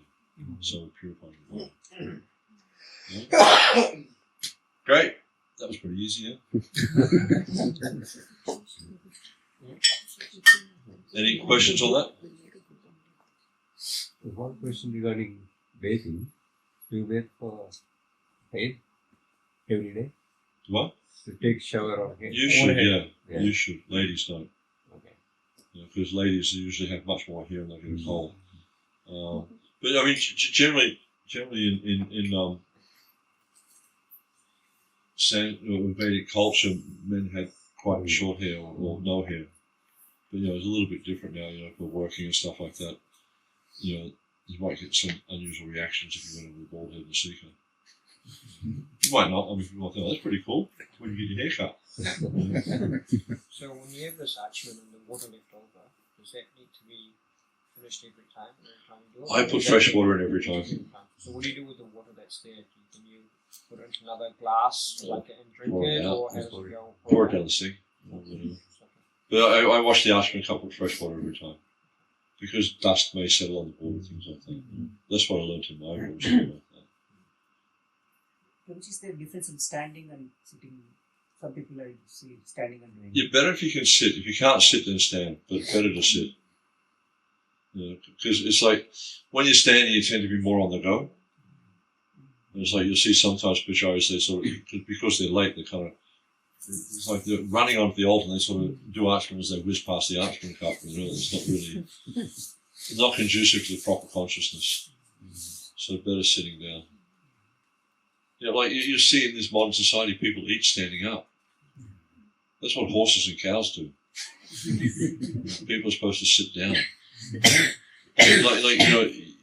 The amount of time you see like the Indian congregation, they'll come to the temple, they'll all sit around like shoveling it down. I mean, they're not honouring prasad, they're just shoveling it down. They're all sitting around, standing up and standing around talking.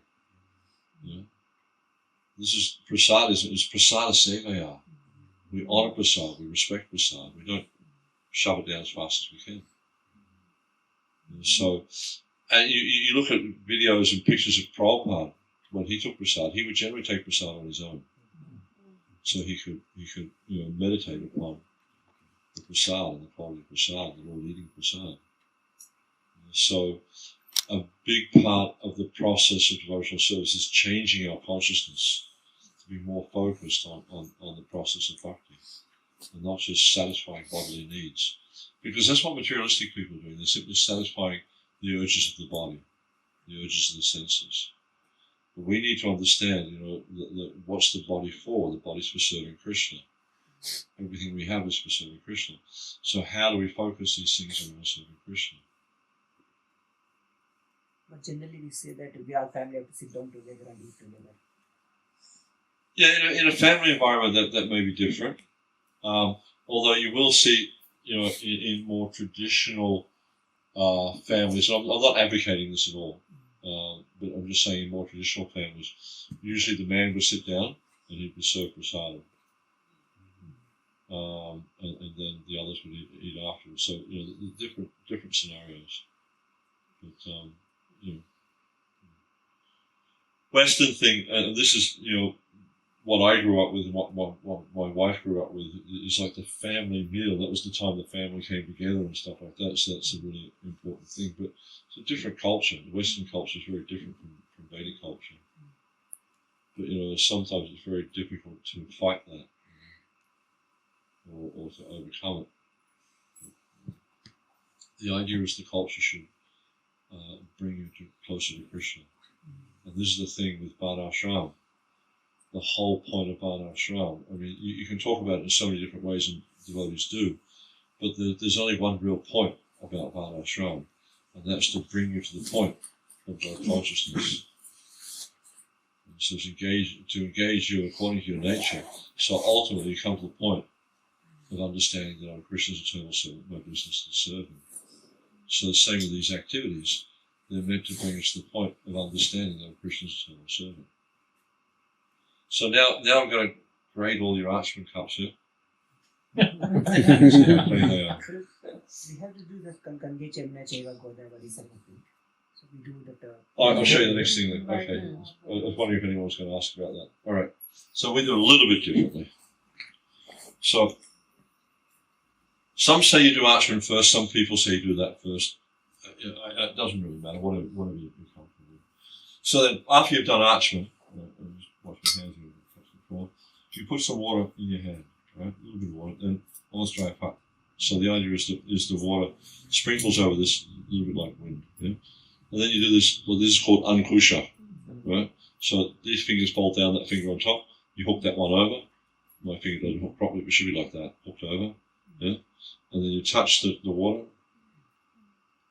with the tip of the finger, not with the fingernails, yeah? If you've got long fingernails, you need more water. So Gangacha, Jivunachaya, Godavari Saraswati, Namadi, Sindhika, Jalishin, right? And then you chant Om 8 times. Om, Om, Om, Om. Yeah? That's called Samanya Argha Stapana. So Samanya means like a general argha, like water for purification. Then you can use that water for purifying things as well. There is another procedure which is called the Seshaka Stapana, which you invoke the deity mantra in it, and then you use that thing only for purifying the deity's paraphernalia and stuff. Yeah. So this has to be done after Achaman or our Achaman? Or some people say it should be done before. Yeah. And I learned to do it after, but then someone sent me a reference from scripture showing it was before. So it seems like there's different concepts there. And if you don't have an asam, there's different things you can do. One is you can do is what they call a kukuta asana. Are you familiar with that word, kukuta? What's kukuta mean? Dog. Chicken. Chicken or hen asana. Yeah? So basically that means just like this, yeah, with your feet like that. I always fall over when I do this. And you just do it. I find that really uncomfortable. The other thing you can do is you just put your right foot flat on the floor, you sit on your right foot, and you've got your knee like this, yeah? And then you can easily do Archman like that. Yeah? Is this only for prabhujis? Sorry? the Yeah. posture you're saying. That's only for prabhujis, right? No, ladies can do it too, as far as I know. Oh, see, one of the challenges is most of the information in scripture, especially in terms of archana, is focused on men. There's not a lot on women, but so you just do the best you can with all that sort of stuff. Yeah. One more question to you. So if there are like Prabhuji and Mataji at home, so every time one is doing, so they have to empty the achman and then refill for the other person to do it again, the achman. Sorry, a little bit louder. If there are two people in the house, like with the husband and wife, then They use the same achman cup. yeah. So it is not that you're doing. But just like when you go to do achman, the last time we did achman was a little while ago, like an hour or so ago. Put fresh water because there's dust in the air. Living entities may come. You want to make sure the water. Everything you do, just try to make it as pure as you possibly can. That's the real essence here, is to make everything pure. Okay. And do we throw away the water? So we've already done the action just now. So the water is thrown away, or do we drink it up? You just throw it on a plant or something. I mean, you can drink it if you want it. It's just water. Not for that. No, you don't drink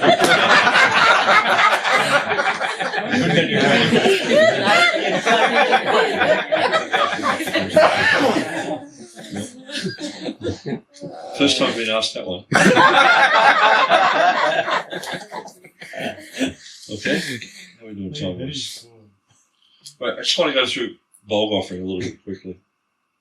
Okay, so just a little bit on bulk offering here. We'll try and go through this relatively quickly because I'm sure you have plenty to do. Why do we offer food to Krishna? Just some quick thoughts. Because Krishna's not in need of anything. He's completely self-satisfied, as we know in the was it chapter 8 of the first canto? Atmaramas Chamunaya is described as being completely self-satisfied. Doesn't need anything. Right? So why do we offer food to Krishna? Show our gratitude. Huh? Our gratitude that everything. Our gratitude. It's also when we offer it to him, he's taking all the sin before we eat it, because when So he's just the one who absorbs all our sin. That sounds very much like a Christian concept. When I was a bhakta in Melbourne, they did this play called. I'm trying to make fun of you. No, that's fine. They did this play called. The play was called "Book It Up to Jesus." Book it up to Jesus. Yeah. So they do some sin and Jesus will absolve me. Book it up to Jesus. It's like a child offering. It's to get mercy of Krishna. To get mercy. Yeah. It's like a child offering a flower to his father, and the father doesn't need it, but he's just accepting it as some gratitude from the child. Show Allah. Show of love. That's also a good point. I just want to respond to that. Is yes, we do get mercy. There's no doubt of that, but that shouldn't be our approach, because you often see devotees when there's festivals and stuff like that. Especially, like you see devotees, they want to get the mercy from the deity. Want to get the mercy from the deity. That shouldn't be our approach. Our real approach should be, I want to serve you, my Lord. Not that I want to get, because ultimately that gets down to gratification. I'm getting something out of it, therefore it's gratification. But the mood really needs to be, I want to serve you, my Lord. This is, you had a point, don't you? Yes, Krishna is there, so we have to serve him. Krishna is like Achavigraha is there. Yeah. We have to. Yeah, he's come there for us. He's come there to give us the opportunity to serve. It gives us an opportunity to develop a loving relationship. Anyone, no matter their situation, can offer something to the Lord. Patram pusham prayam yomi bhakti prayachati. It helps you to become free from sin.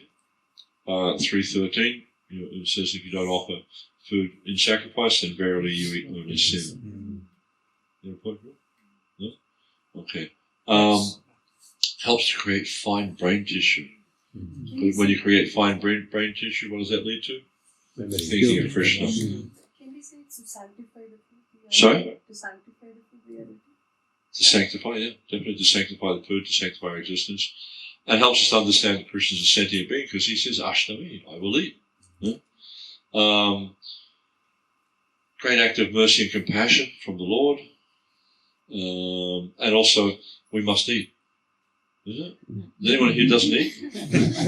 We all eat. So Krishna gives us a chance to eat purified food, and thus we purify our senses and satisfy our material needs. So it's great compassion, because if we don't offer food to Krishna and eat that sanctified food, we're getting ourselves implicated in sinful reaction.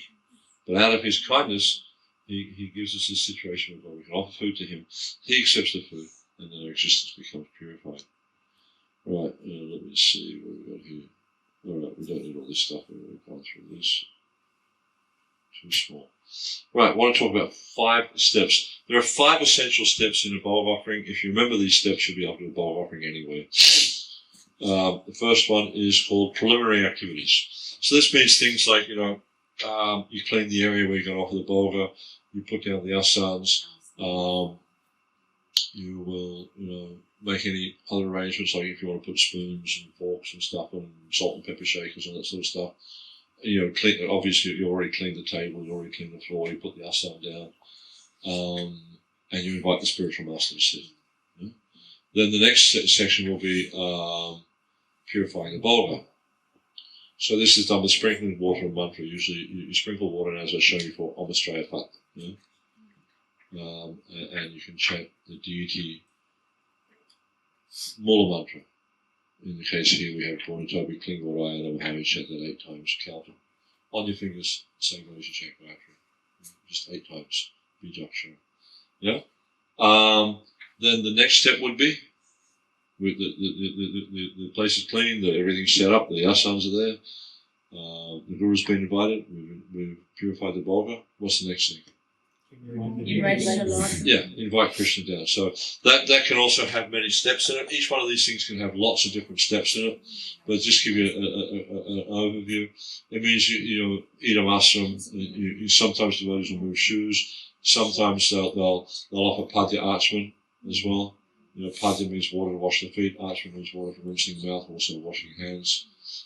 Standard thing is like when you eat, is you wash your feet, you rinse your hands and mouth. Then, what's the next step? Offering the bolga. Yeah, and this again can have many steps in it, or it can be quite a simple thing where you might just say something like idam naivedyam, idam panyam, or depending, like different bolga offerings, they can use different mantras depending on if it be fruit and sweet. So you'd have idam visyanayanjana, something like that. And also, of course, chanting the pranam prayers for Guru, for Prabhupada, for Krishna, for Gauranga, for Krishna. So, Namo Vishnudaya Krishna Srimati Guru Swami Niti Namane 3 times. Then Prabhupada's prayers you go, Namo Vishnudaya Krishna Srimati Bhaktivinoda Swami Niti Namaste Saraswati Devi Gauravana Pracharani Nivashesh Sundavadi Paschatya 3 times. One after the other like that. Then Namo Mahabharanya Krishna 3 times. The mob and the Deva Gopamana 3 times. And then you go outside, you check Gayatri. Yeah? Pretty simple. Prabhuji, pause of a do you do every month 3 times or you do the whole lot? Every month is 3 times. You don't go through the whole thing 3 times because then what you be going? Guru, Prabhupada, Gauranga, Krishna. Guru, Prabhupada, Gauranga, Krishna. Guru, Prabhupada, no, you go Guru, then Prabhupada, then Gauranga, then Krishna. That's the parampara. Yeah? You're following the parampara. While offering the home deities, is it okay we can chant 1 time? Or generally it's 3 times. Okay. That's what Prabhupada approved, was offering it 3 times. At home also. Yeah. Well, it's just that's the general offering system, You chant 3 times. Form some tapasya. Do we have details of these 5 steps somewhere? Huh? Do we have detailed guideline on these 5 steps? And also, like if you look at any of our publications, you'll see that you can go to our website, deityworship.com, and look under, I'll show it to you. Actually, I don't think I've got it. Let me see.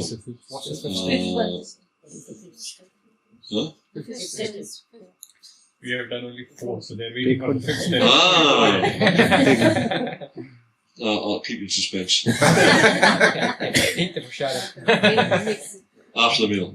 So after the Lord's eaten his meal, so usually mostly the offerings in ISKCON temple are scheduled time. They're usually 15 or 20 minutes, more commonly 20 minutes. And then after the meal, you'll offer padya archmanasana to the deity. You might offer tambula or spices or something like that to refresh his mouth. Yeah. I'll just show you something here. Let me see. Under temple worship, Okay. you'll see there's procedures there.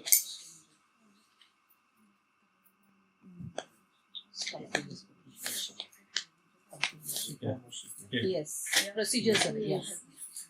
Offering. Yeah, so if you look under, Offering.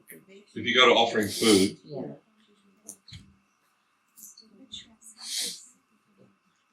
then Yes. not loading very fast here, maybe it's going to be in the morning. And then under offering food, it'll give you a description. Yes. And then if you look at the headings there, Yeah. the first heading is preliminary activities. Then the second heading is purifying the Bhoga. The third one's inviting the Lord to take his meal. The fourth one's offering Bhoga. And the fourth heading is after meal. Yeah? So that's just a standard sort of approach we use. And I can't understand. It's still not loading here. Yeah, that's my karma, I guess. Alright, so now we are going to look at,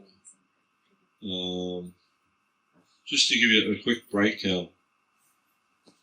I had it all nicely sorted out and now it's giving me a hard time. There we go. Okay, so just a variety of different standards we can see here. You can see first off we've got simple, a general standard, and elaborate standard. So sometimes you'll see like pujaris will offer pushpanjali before they offer the Bhoga. Just the idea of pushpanjali is to draw the deity's attention that now I'm going to do some service. Yeah? And of course in all the standards you offer asan, then Bog Prokshana means purify the Bhoga, you sprinkle water to purify the Bhoga. In the more elaborate ones you'll chant the Upachar mantra, and simple you won't. Upachar mantra generally would be idam paniyam, meaning water, idam naivedyam, meaning the food. Yeah? Tulsi on Bhoga, there should always be Tulsi on the Bhoga. Then Pushpanjali again, we're inviting the Lord to take his meal, that'll be more elaborate. Offer the asan, you should always offer the deity asan. If in your place of worship there's no facility for the asan, then you can either do it with substitution, you can offer some flower petals or something as asan, or you can do it mentally, but you should always offer an asan. Then general and elaborate, you'll offer padya and archman to Guru, padya and archman to the deity. Then of course in all standards we always offer the Bhoga. Yeah? And then the last one we do hastamukha prakshana. This means water for washing the face and the mouth and the hands. Yeah?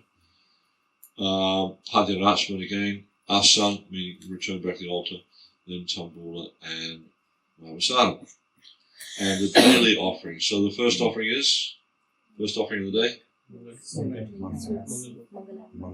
Mangala, also called Balya Bhoga. Balya means like a little boy. Yeah? So Balya Bhoga. The next one is Raj Bhoga. You should be hungry by that time. What's the next one? Breakfast Bhoga. Yeah, breakfast. It's called Prata. Prata means morning. Yeah, Prata means morning. Then the next one is Raj Bhoga. Yeah, Raj Bhoga. And then Raj means king, so it should be like quite an opulent offering. Yeah? In some places, like we're just doing in Swami Bagh, they want to start a temple there, and they're proposing to offer 20 plus subjis for Raj Bhoga. Oh, a lot of subjis, huh? A lot of cooking. But they're very expert with this sort of stuff. Then we have the Vaikalika Bhoga, which is the fruit offering in the afternoon. Usually that consists of 3 or 4 fruits and some sweets. Yeah? Then the next one is Sandhya Bhoga, sometimes called Sitala. And the last one is called Shaina Bhoga, or technically Ratri Kalina Bhoga. Ratri means night. Yeah? Okay. And then any other offerings you can think of? So what is offered at Ratri Kalina Bhoga? Ratri Kalina, Prabhupada told the devotees in Mayapur to make it a feast. So normally they'll offer about 13, 14 preparations. In Melbourne, for instance, they'll offer 3 subjis, usually like heavy subjis like paneer subjis, sour cream subjis, things like that. Puris, pakoras, chutney, halava. Yeah. Real good night sort of pill. Put you to sleep really fast. Yeah. Is it like Ratri Kalina? At 9. That's the last one. Yeah. So you make so many things for lunch? Krishna's digestion is not like your digestion.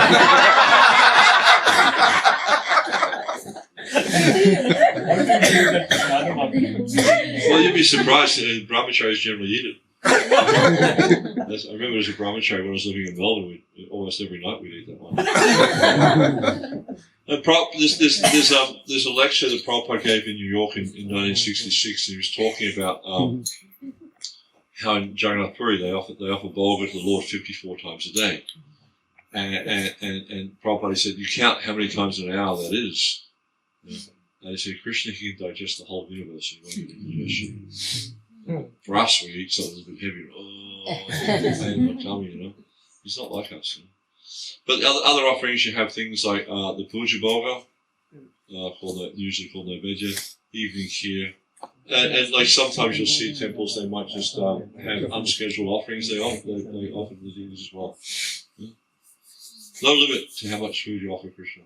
So do you have to make all this bhoga in ghee only, or we can use something? Yes. Yeah. Ghee is for the inside, oil is for the outside. I would often say. You don't cook for the deities in oil. But I think your question was different, right? Ghee? Yeah. And then also like the cooking for the deities should be very opulent. Yeah. Don't be thinking of what I can digest. Think of what is pleasing to Krishna. Yeah. I mean, if it was me thinking about what I can digest, it's quinoa and steamies. Not very suitable for Krishna. Yeah. So we just have to keep that perspective of who am I serving here. So then on Ekadashis, what should we offer to Krishna? So it should be Ekadashi Well, I mean, prasadam, or would it be great? Yeah, here you could just offer a Kodasi prasad because you have plenty of time. But say, for instance, somewhere like Auckland, they would offer full prasad because Krishna doesn't fast. Krishna's the supreme enjoyer. So even for Gaurnitas, we No, here they can follow a Kodasi because he's taking the mood of the devotee. And So if the family is doing Nirjal Ekadashi, on that day, so Krishna doesn't do Nirjal. no, Gaurnitas. He doesn't do Nirjal. So we still. You still feed him. Otherwise, you get, I'm going to do Nirjal today. Just every day you do Nirjal. Keep in mind, we're here to serve him. For festivals for Chappan work, do we have to follow a standard or we can just offer one similar kind of thing? Sorry? For festivals? Yeah. In temple for Chappan work, the 56, right? So these are standard or like mixed varieties? Well, the thing is, it should be a balanced meal. It's not like you offer 56 chutneys. So it should be something that's pleasing, just offer, like make sure that there's all the tastes so that you've got the So that means suck, chunk, chew, jump, suck on. Huh? Yeah. So that includes soup, dry, and Yeah, I mean, you should plan it so it's a nice balanced meal. I mean, obviously, it's not going to be a meal that you can digest because there's 56 different preparations, but Krishna can digest, but make it nice for him. Because why? It's about showing love. It's about showing love. Shows love, but why? What are you showing love to? A computer? A car? No, he's a person. And just like you have likes and dislikes, you have tastes. You when you eat something that's nicely cooked, it's very pleasing to the senses. So it's the same for Krishna. If you try with all your heart and soul to prepare something for him that's tasteful and relishable, it's pleasing to him. And ultimately, we want to please Krishna. I was listening to a class the other day, and Prabhupada was talking about, actually I mentioned this in the car yesterday. I think it was in your car, was it? We were talking about this, The fish? 1, 2, 12. Yes. Yeah, so it's a really nice lecture Prabhupada gave in Los Angeles, 1, 2, 12. And he says, somehow or other, we have to attract Krishna. So this should be our goal, is to attract Krishna. But if you're offering burnt pakoras and dry chapatis, is that going to be attractive to Krishna? Of course, if you're Vidura and you have that kind of love, out of ecstasy he's offering banana skins, that's something different. But don't count on that being your relationship with Krishna. So we should try to, with the best of our capacity, to offer things that are pleasing to Krishna so we can attract Krishna. Because if you can attract Krishna, finished. Back to Godhead. And you can do it through cooking. You can do it through anything. But if you're a good cook, then try it. I remember, anyone ever hear of Kalangana? Kalangana Mataji. Very famous milk sweet maker. From Bhaktivedanta Manor. No.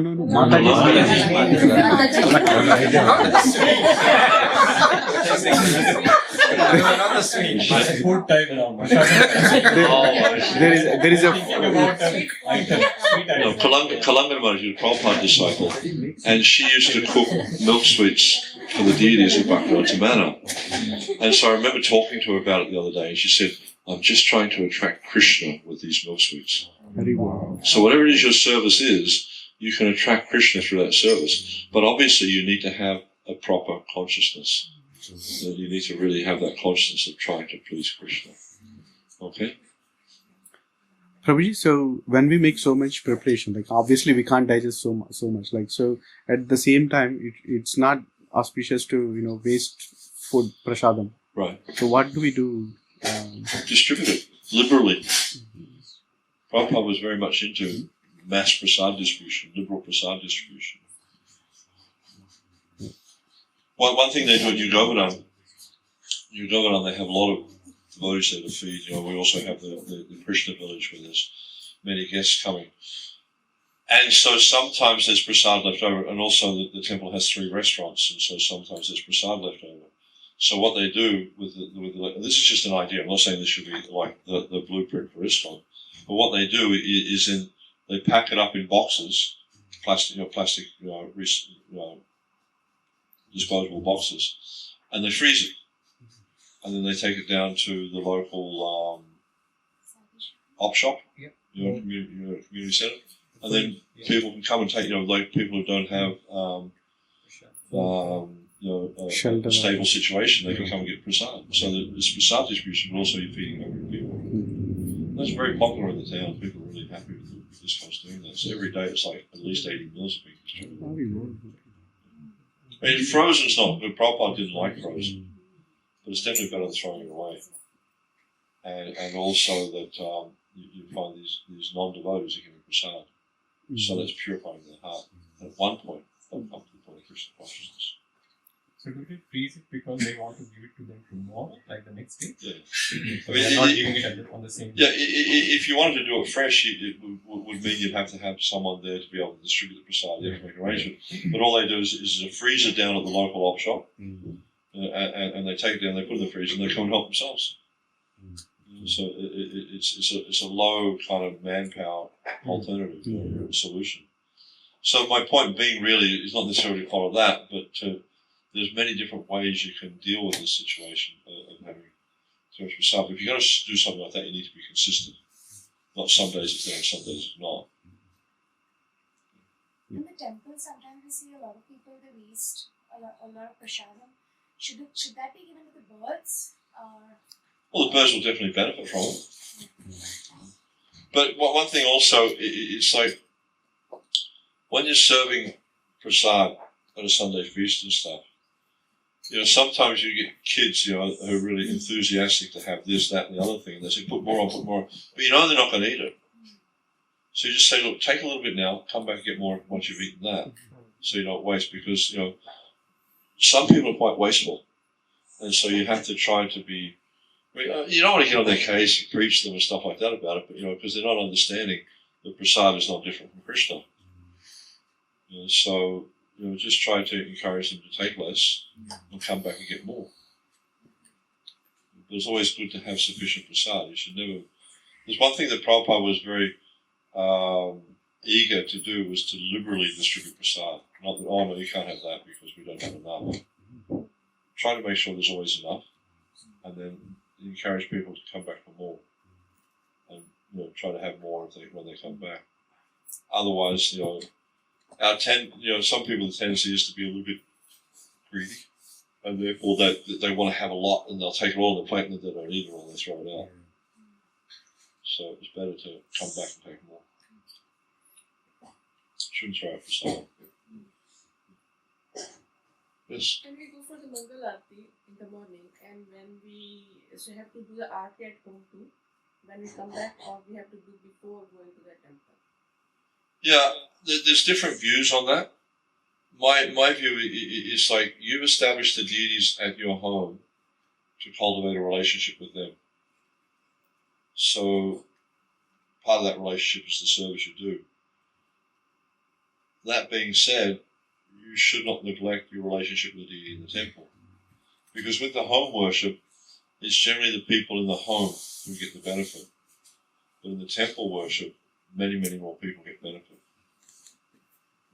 So that's why I'm hoping you can all work together cooperatively with Amrish Maharaj to build a nice temple here for the city of Wellington, so people from far and wide can come and get the darshan of Sri Sri Gaura. It's going to be a lot of hard work, but it can be done. It's not impossible.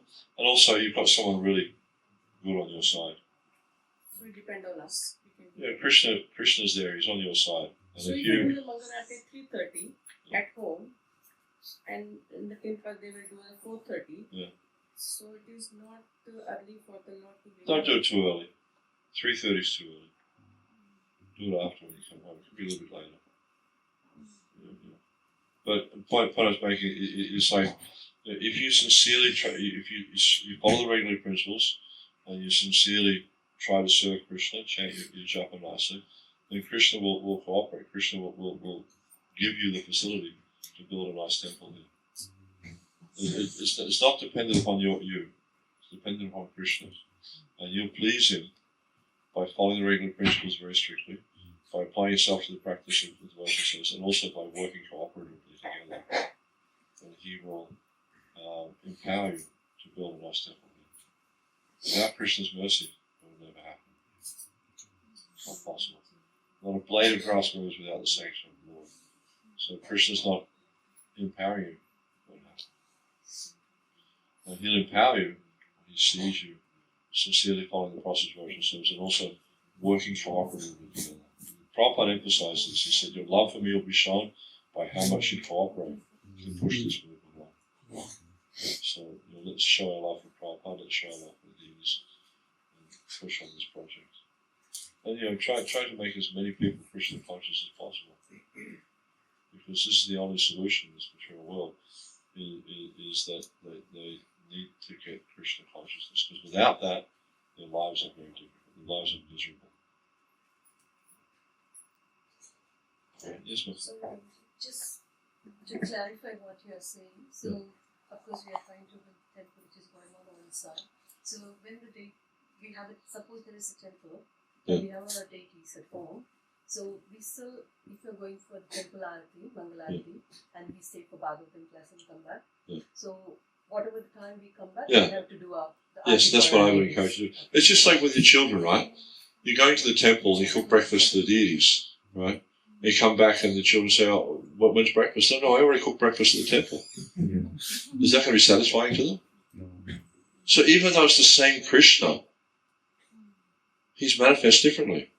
So, you cook breakfast at the temple for the deities, you come back and they're saying, where's my breakfast? Oh, no, I already cooked it at the temple. Treat him as a person. If you treat him as a person, he'll reciprocate with you as a person. If you treat him as a statue, guess what? He'll be a statue for you. So what do you want? You want personal reciprocation, so be personal. Yeah? You'll get what you put into it. Yayatamam prapadante. As they surrender me, I reward them accordingly. Anything else?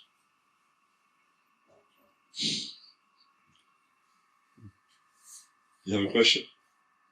No? Some people do that after toilet you have to do shower. After going to toilet, they have to do shower.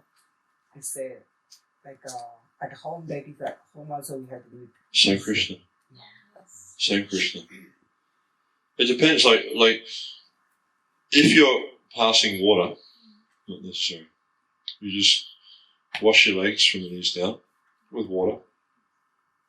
Wash your hands, rinse your mouth, put on your clean clothes again, do Archman, and you're suitable to do worship. Same for eating. You don't have to shower after eating. It's actually forbidden to shower after eating because it will shut the digestion down.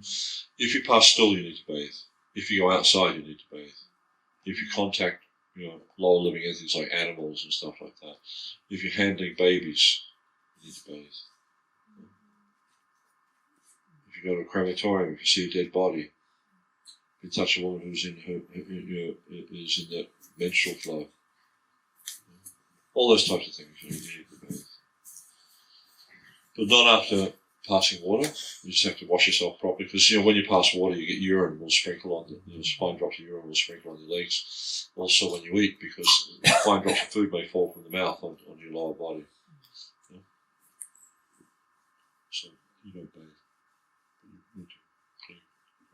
And if you're wearing your altar cloth while you're eating or passing, then that cloth becomes contaminated. So you change. Usually, what you do, you see experienced pujaris as they'll wear a gamcha when they're eating, especially breakfast. Usually, lunch they don't worry about it because the deity then goes to bed after lunch for 3 hours. So more experienced pujaris will generally put a gamcha on to take breakfast, and they'll wash their feet, hands, feet, and rinse their mouth. Usually, rinse your mouth 3 or 4 times to make sure there's no food particles left in the mouth. Sometimes you see devotees will do it more. And sometimes in Shastra it recommends up to 10 times. But the idea is not to have any food particles in the mouth. So I'm sure you've had the experience sometimes when someone's talking to you and a bit of food comes out of the mouth. It's not unpleasant. You just do Archman and then put on clean cloth and you go back on the altar.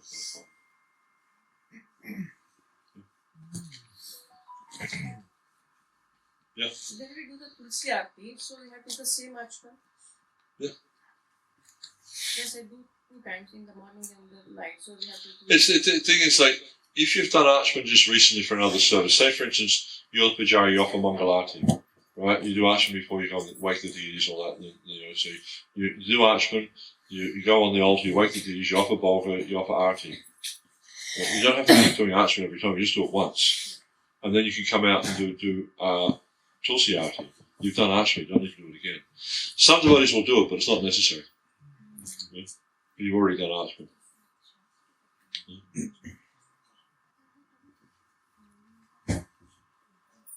Yes, ma'am. Prabhuji, in Bhagavad Gita, Krishna said we have to eat the food that we have to cook within 1 hour. 2 hours. 3 Yeah, hours. no longer than 3 hours. 3 hours. 3 Yeah. hours. Then what about the prasadam, like we cooked and we you said? That's not ordinary. Prasadam is pure. This is talking about unoffered food. Yeah. But also keep in mind that even though it's prasadam, it can become rancid. If it's too old, it can.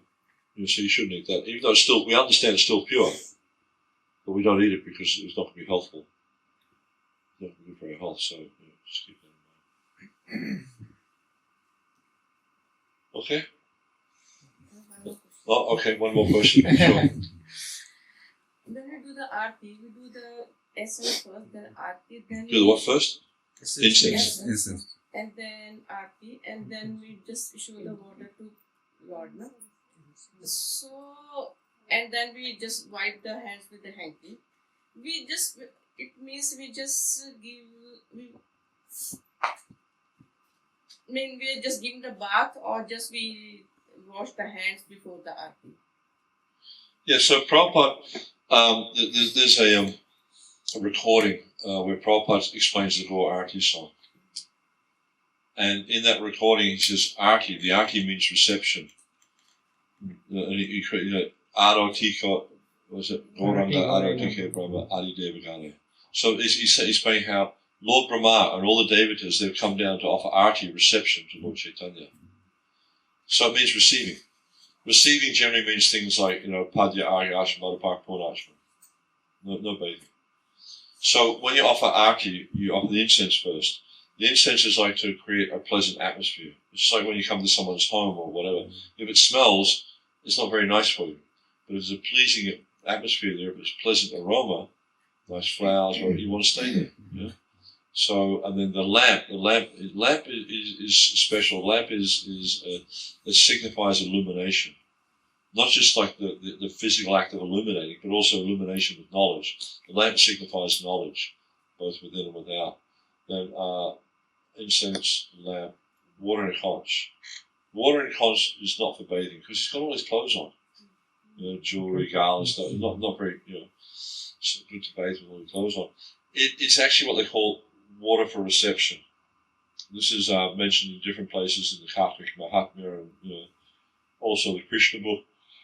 When Balaram was coming back, then they sent for the Brahmanas to bring all the arghya and the other things. Also, when Nara came to Yudhishthira's court, they brought arghya. They sprinkled it on the head. Usually, you can offer it to the hands. So sometimes it is arghya hastyo samapayami, or you offer it to the hand. Some people think it means hand wash, but no, it means you offer it to the hand so they can sprinkle it on their own head, which is considered to be respectful. Either that, or you can offer it over the head. And then the cloth is considered to be like an offering, like a gift. You go to those like really high class programs in India, and they'll sit down guests and they'll come up and give you gifts of cloth. Sometimes you go to different programs and you might be given a sari or something like that.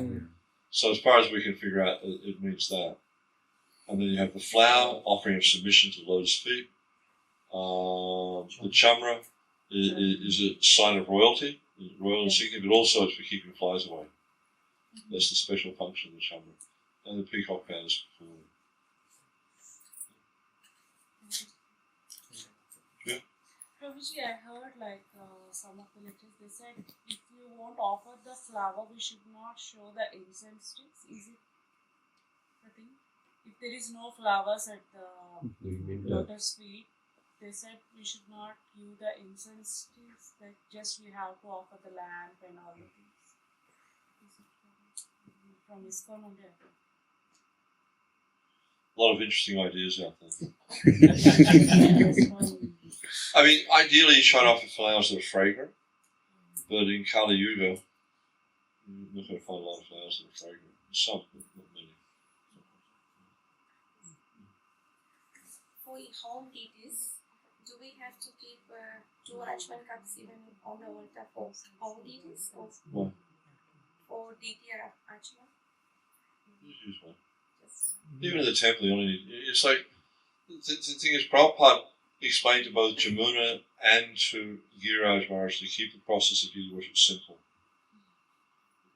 There's so many elaborate rituals you can do.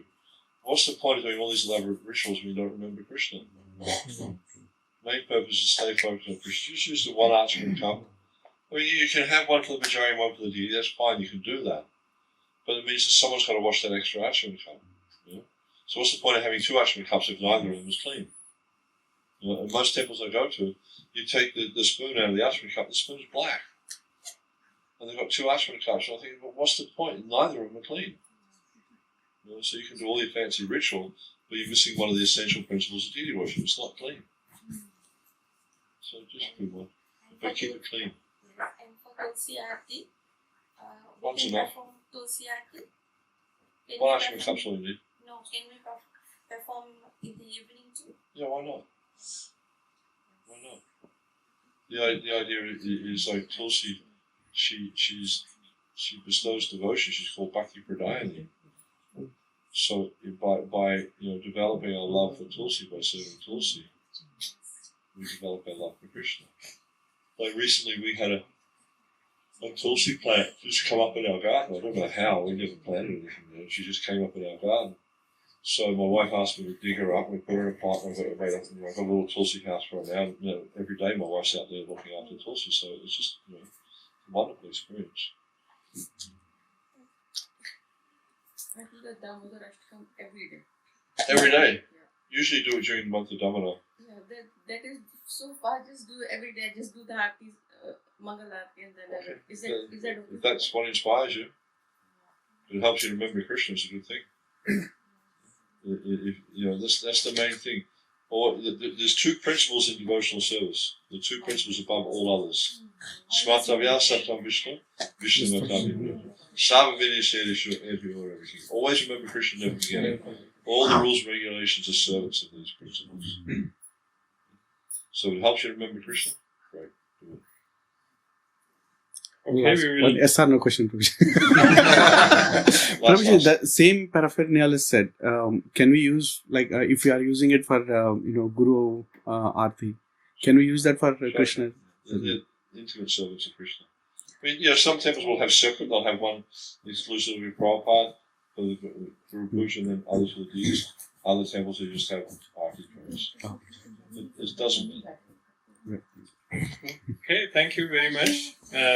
Shri Prabhupada ki jai, Prabhuji ki jai, Jai Jai Gaur Premanandi. Is this Nrsimha Ki jai.